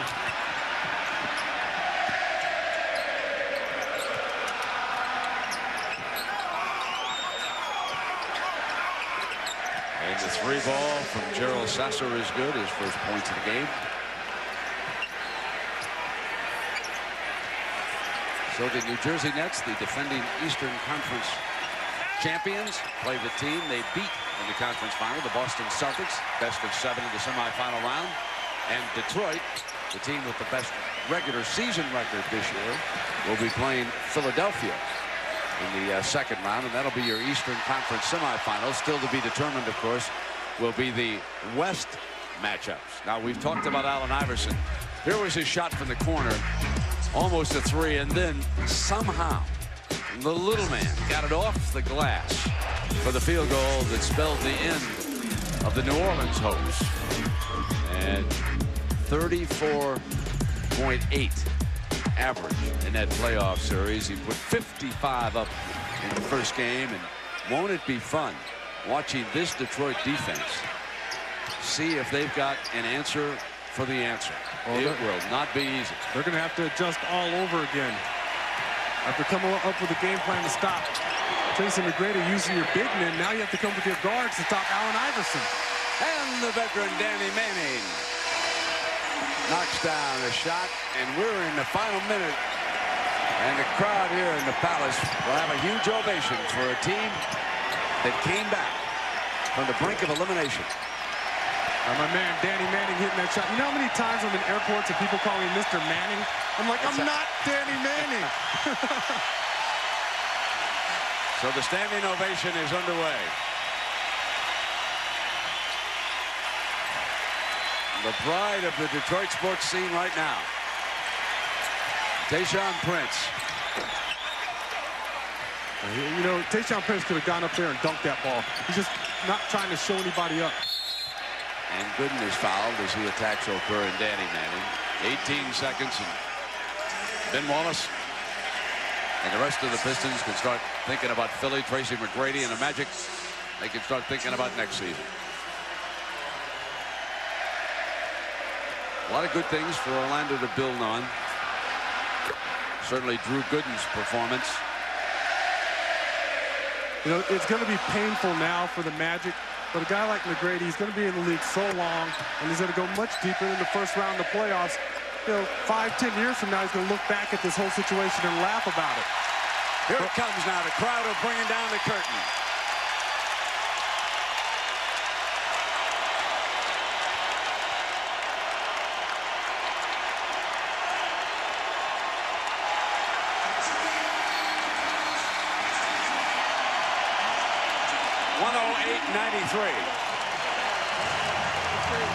The Pistons survive 3 elimination games. Down 3-1.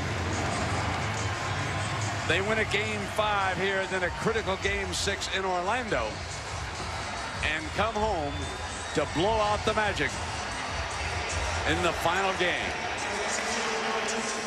Tayshaun Prince helps deliver the knockout punch. All right, no doubt. We're going to try to hold it down for him, nigga. All right.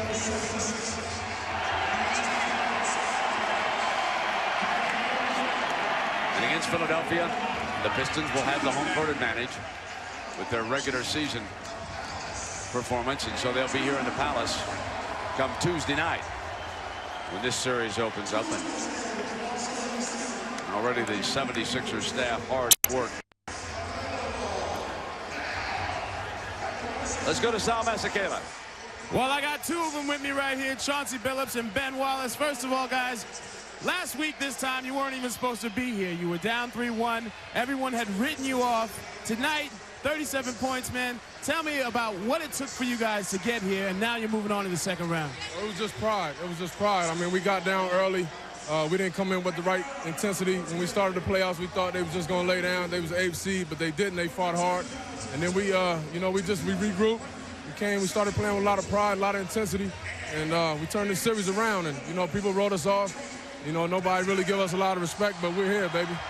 All right, that first quarter, they really came at you hard. They were fronting you, but you managed to distribute the ball and get your other players involved, man. Yeah, I just was patient. I was patient, and I was waiting for the gaps to open up where I can penetrate or get my shot off. And, you know, gaps opened up, and I shot the ball, and it went down again tonight. All right, I got to say now, we're heading to Philadelphia. What do you expect out of Philly? You know, they're sitting at home right now watching what just went down. It's going to be a very tough series again. They got another explosive player in AI who's, you know, who we're going to have to focus on. They got some other players who can really hurt you. You know, it's going to be a great series. I mean, we split with them during the year, 4 very good games, and we look forward to it. All right, man, we'll enjoy the ride up there. Back to you, Brent. All right, Sal. Again, the final score, 108-93. A day to remember for the Detroit Pistons and their fans. Only the second time in franchise history that they have won a Game 7. And as a result, they'll move along and play Philadelphia in the next round. So for Sean Elliott, Sal Masekela, I'm Brent Musburger saying so long from Auburn Hills. We will go to the North American International Auto Show right after this. So long, everybody.